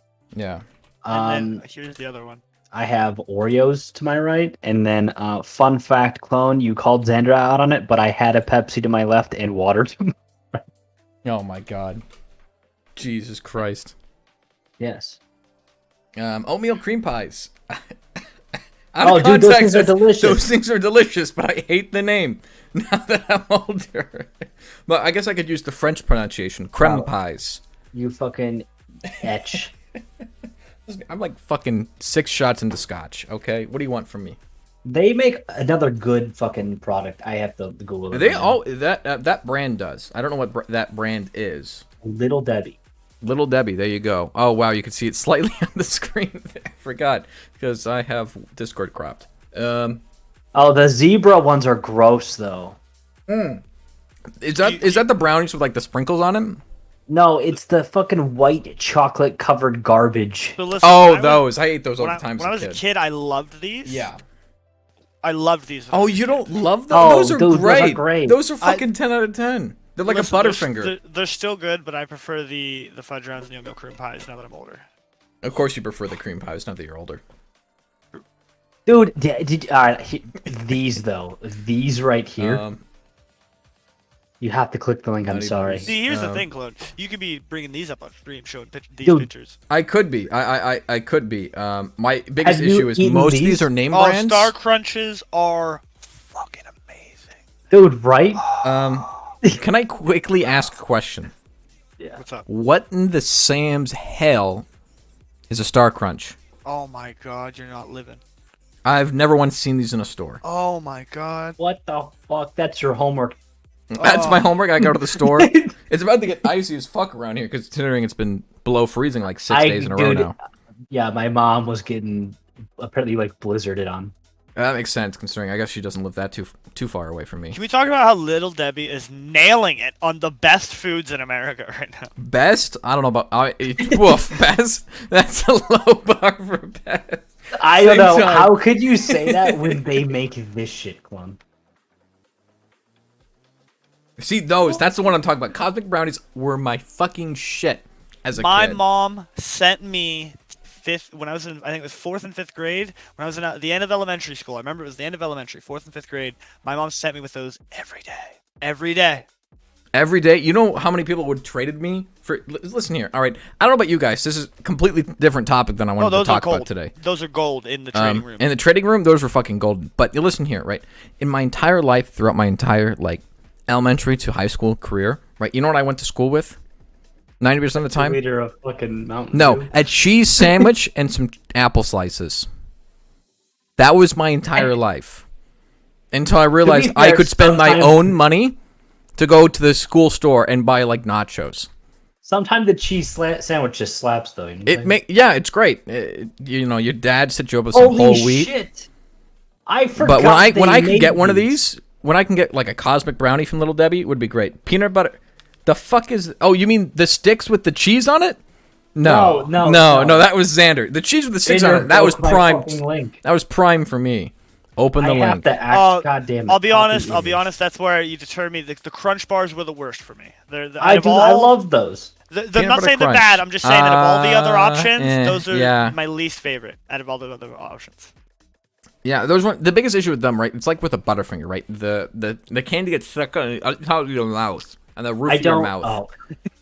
The roof of your mouth is where it gets. You're trying to tell me. Yeah, I stuck my fingers in my mouth there for a second. Nice. But like it gets stuck up there, and then it just becomes. You ever feed a dog a thing of peanut butter, right? And they lick it for like half an hour in their mouth. Yes. Yeah, it's like that for me when I'm eating any of those type of things. Where it just you can't stuck. Bring that shit up on the internet, Clone. I know. I'm just immediately going to a specific post from like 2016. Of course you are. Yeah, fucking 4chaner. I know. I don't know. I think my favorite type of like snack like those it would definitely have to be the cosmic brownies, right? I think. Oh God, was it the zebra brownies that you were talking about with the cream filled? No, the zebra fucking brownies suck. No, it's not the zebra brownies. What am I thinking of? There are these brownies. I don't think it was Little Debbie. They were cream filled. There was like not a fudge, but it was like a brownie, like a crumbly cake brownie on the outside, cream filled. Had like 2 stripes of white on the top of it. That's literally Little Debbie. It's a Little. I gotta open the fucking website again. I don't know what they're called. Listen here. When I was a kid, I just saw sugar because I wasn't able to eat sugar. What? This is what I used to think. There's literally the top right on the bakery items section of this website. It says cakes. Are you talking about the fucking chocolate cupcakes? Oh, the little bites are good, but no. That's what I used to imagine you always eating at your computer. No, I was eating full-blown muffins. Full-blown muffins. This Clone? Don't know why always is uploading fucking twice. The chocolate cupcakes, yeah, the chocolate cupcakes. Yeah. Vox is saying Hostess, but I don't know what that is. I'll be real with you. Hostess is basically another Little Debbie. Oh, okay. No, those are what I'm talking about. Vox, those ones were the greatest thing on the planet, right? That fake cream inside. Mwah. Fucking nowadays, it just tastes like chemicals. I don't understand how kids can eat those things. He's officially become an adult. I don't like sugary things anymore. Like soda and me don't get along very often. Why? I don't know. Artificial sugars have been what's it called? Upsetting my stomach a lot lately. You can't even be American anymore. That's how they revoke your citizenship. I can be American. I can still eat a fucking triple cheeseburger with bacon on top of it, okay? I just can't eat like I can't eat an entire pack of those anymore like I used to.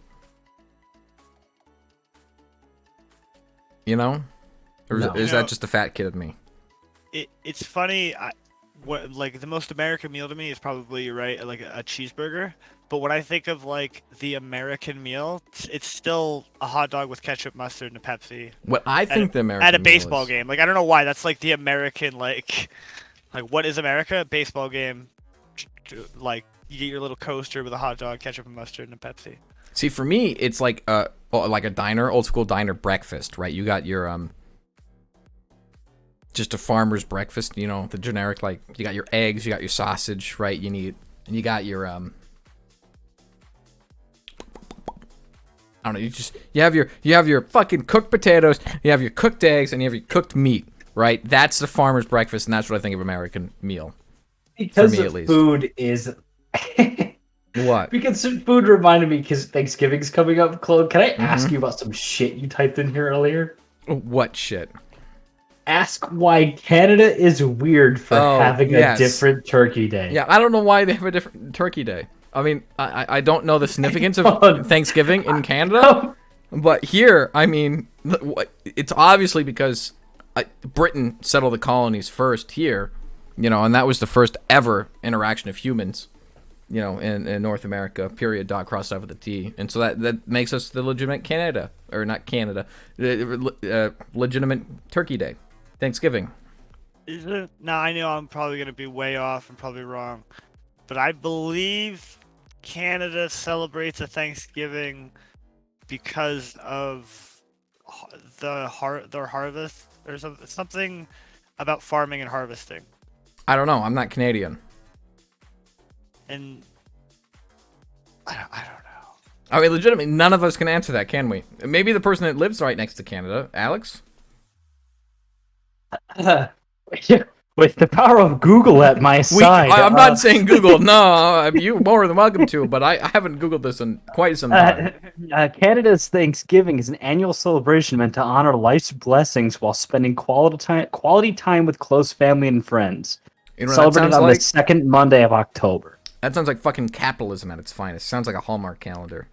That didn't really answer the but why part. It was Thanksgiving Day is an annual Canadian holiday and harvest festival. Okay, so it's a harvest. What's the specific reason for our Thanksgiving? Because that's when the British colonized here. No, it's when Christopher Columbus first landed.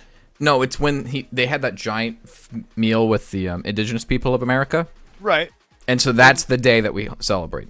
What is that? What was that day? Was that day a treaty, or like what was that day for? The day was for the Native Americans saving the colonists because the colonists were fucking starving. But we don't remember it that way in terms of Americas. We remember it the day of when our great relationship with the indigenous people really started, in terms of we gave them fucking smallpox after they gave us food. We don't have a special name for that day? Like No, it's Thanksgiving. Just Thanksgiving Day? I mean, there's probably a special name for it, yes, but it's Thanksgiving. I like to think the special name is Thanksgiving. I'm just surprised it wasn't called other than that, it's a Thursday.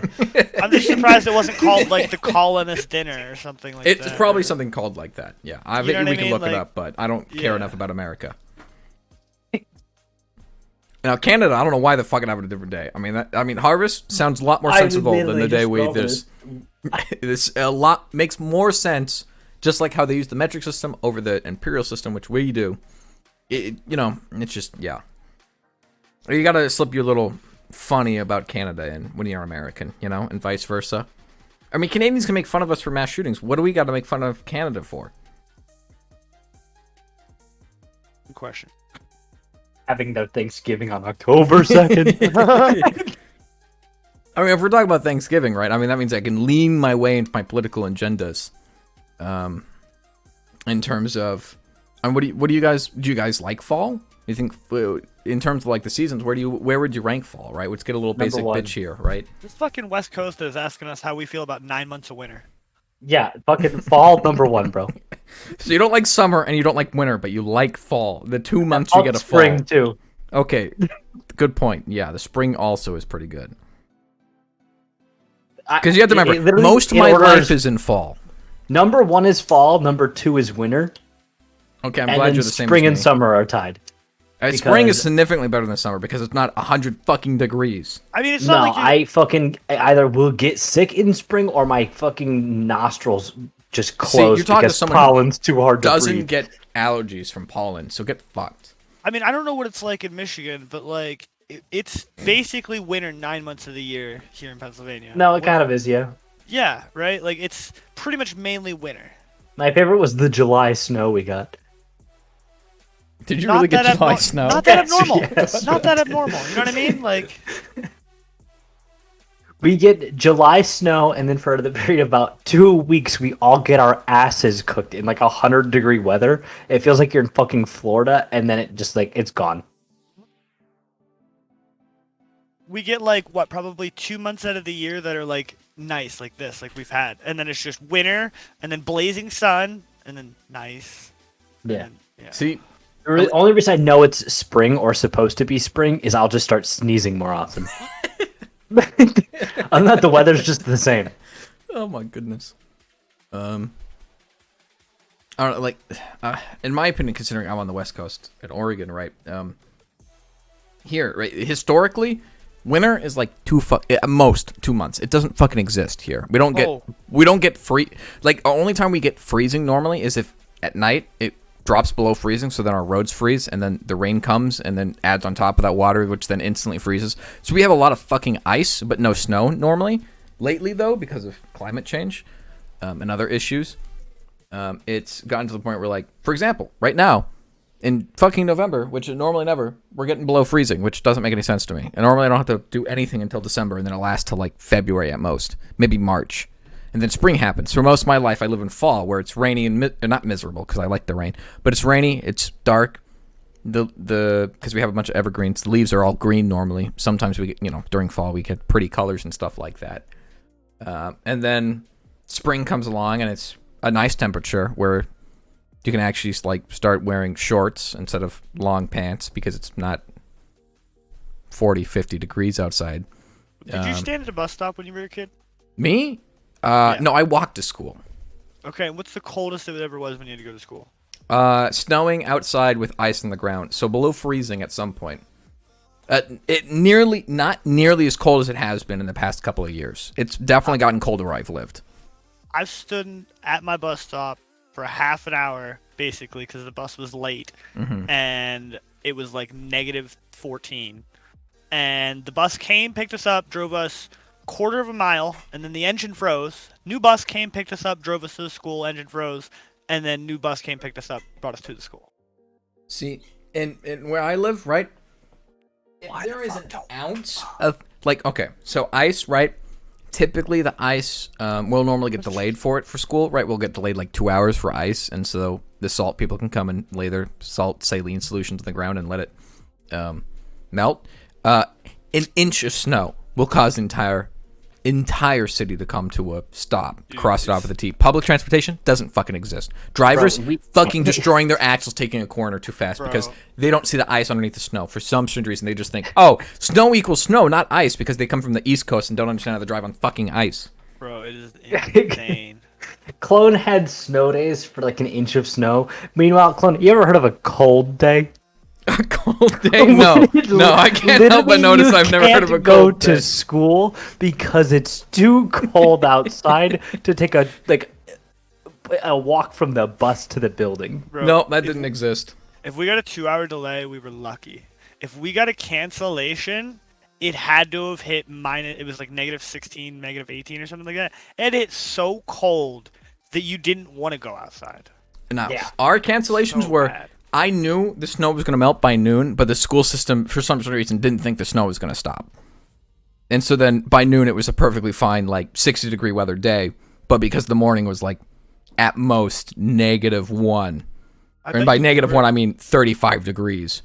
Slightly below freezing, or I guess 30 degrees. You've never had to experience your car door being frozen shut. 1 second, and I have. When you grab the handle and it just shatters. Oh, don't even get me. Yeah, I hate those days. You have to remember, I live next to mountains. I've been on the mountain when it's fucking negative whatever. It's just where I live, because urban heat index, it doesn't normally get that low. But no one has to drive in the fucking snow or ice, so, It's lovely. Lovely. Yeah, my voice is ending me. I think it is pretty lovely. Lovely. Interesting. I think you've told me about the cold days before, but no, and I've never had to experience a cold day. Only snow days and ice days. Because you sure as fuck don't want to go outside, and they say, yeah, you don't have to, and it's like, it's one thing like, oh, there's a lot of snow outside, it's going to be hard to drive, you know, but like, you still contemplate it. But when you wake up, you're like, I am not fucking, even if I don't want to touch that shit, and then the school goes, yeah, none of us are touching that shit. Bro, best sleep. See, I lived just close enough to, at least during my high school days, because that was, well, I guess high school and elementary, considering they're right next to each other practically. Those are the longest walks. I had to walk a mile in this stuff. I hated when it was just on the cusp of that, right? Where the ice was only on the sidewalks, because they don't de-ice the sidewalks. So you have to walk like a fucking snail, or you have to like pound your feet into the concrete to break ice so you can get footing. And I hate walking to school in that, and seeing the assholes on the bus get off their buses to go to the school with their breath, like, you know, they're still warm. You see all that, and they're just kind of like shivering, like, oh, we gotta get into school. And I'm covered in fucking snow and ice, and I'm like, you fucking bastards. How do you think to walk to school one of these days, you little shits? So you're telling me you had to do that shit and worse stuff that I had to do? Oh. Yeah. Wow, get fucked. Imagine being in the East Coast. Bro, I don't understand. And not like, having the Pacific Ocean warm you up. Their 2-hour delays never made sense when they would give a 2-hour delay for school. And then the only time they would cancel is when it was so bad. But like 2-hour delays never made sense. I remember one time we had a 2-hour delay because it was snow was falling out of the sky. Like it's just falling out of the sky. 2-hour delay. Like what are you talking about? See, snow falling in the sky for us, canceled school. Like, not even joking. So he walks outside and even has a hint of a snowflake. School canceled. It's school canceled. Not even joking. Crazy. Yeah. I had a premonition last night that it was going to snow, guys. Fucking cancel. The amount of times now. they would cancel school the day beforehand because the meteorologist was like, it's going to snow all day. And then it's perfectly sunny, 70 degrees outside. Fucking hilarious. Insanity.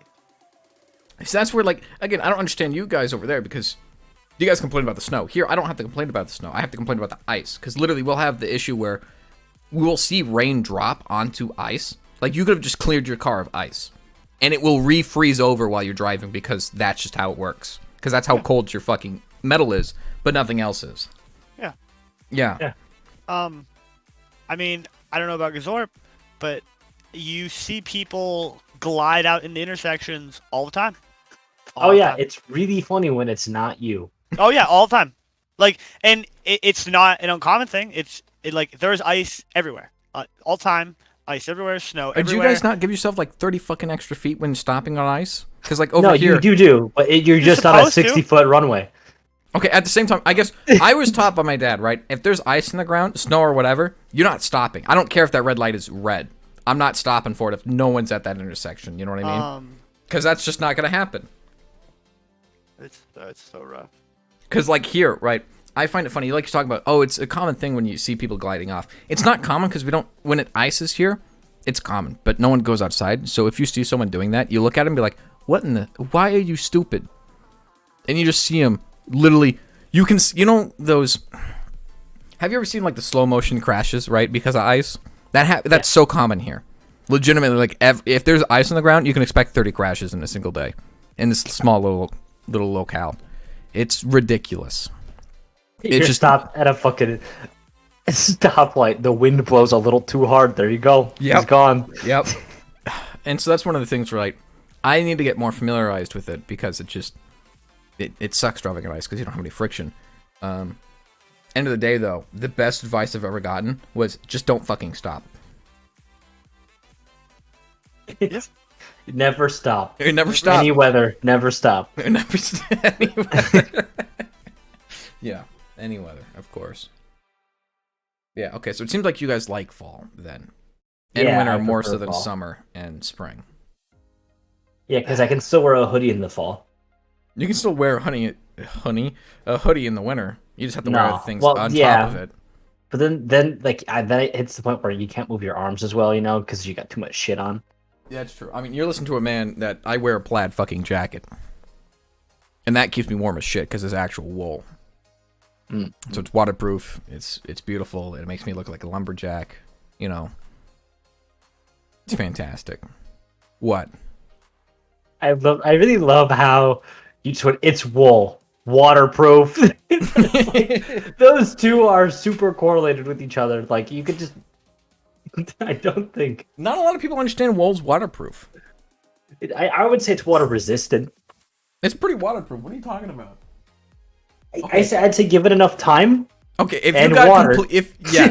Yes, all right. It is naturally resistant to water to the point where if you're wearing it outside as a human, or hell, even if as a sheep, you're probably perfectly fine from getting soaked because that's what it's supposed to do. Keep sheep dry. Am I wrong? There's more that it does. Yes, but that's one of the fundamental reasons of it. I think the fundamental reason would be not getting killed in the animal kingdom. What? It's protection. Like a defense. I mean, I guess it is defense, right? Yeah. Wolf tries to eat you. You know, you got wool, and they eat the wool instead. I feel like at that point, the wolf would just eat the legs first. You know? You know, you, a multi-brain-celled creature, are trying to determine what a not as multi-brain-celled creature would do. Yeah, but wolves are smart, right? If one thing doesn't work off, they'll try another thing. They're crafty. They're like foxes. You ever had to deal with wolves? Yeah, but at what point do they just see the wool and go, "That's not worth it"? It depends on what they have around them, right? If they got a deer or a sheep, they're probably going to go after the deer because it has more meat anyways. Now we're just playing pedantics. We are. And it sounds like this is naturally coming to a close. I mean, I had more questions, but I think we're hitting around the 2-hour mark, so we could probably stop now if you guys want. Yeah, this was a good one. I think it was a good one. I think a little more wingy than normal, but I think it came out good. I think it came out pretty darn good. Yep. And I just remembered I completely forgot to record this, so now I'm gonna have to download it off Twitch. I can't believe you would do this. It's fine. I'll just download it off Twitch. Thank you, my internet didn't die. So that's nice. Oh well, that you know of. True. You big lickers. Haven't been. So I would say one job. Not to say I was a. It's supposed you pig lickers. All right, I gotta run to the restroom. All right, we'll end it off. Well, then, thank you for coming out. Hopefully, if I can manage it, we'll get a guest next time. If not, then it'll just be us three Chugglefucks again. I'll also Elon Musk next time. Ooh. Elon Musk? You think you can get him? No. No? Yeah, no. Hey, you got my hopes up. On Twitter. Not mine. I don't want to talk to him. You can just make fun of him. You'll get suspended at Twitter. I don't have a Twitter. Oh. Just make fun of him on Twitter. And therefore I'm immune.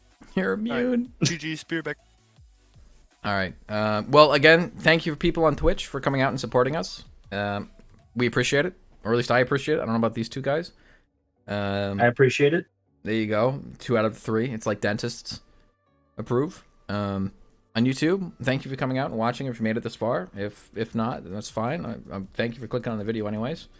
If you're on Twitch and you're watching, feel free to follow. I think we're only like 14 or 13 away from being affiliate, quote unquote. Considering there's the process 14 you have to go away to then writing off every video game purchase on his taxes? I'll have to look at the tax codes, but we'll see. Guys, I promise the $75 I spent on the gacha game was tax deductible. Tax deductible. Yep. Compared to the $2 I made on Twitch. Yeah. Yeah. Thank you guys for coming out.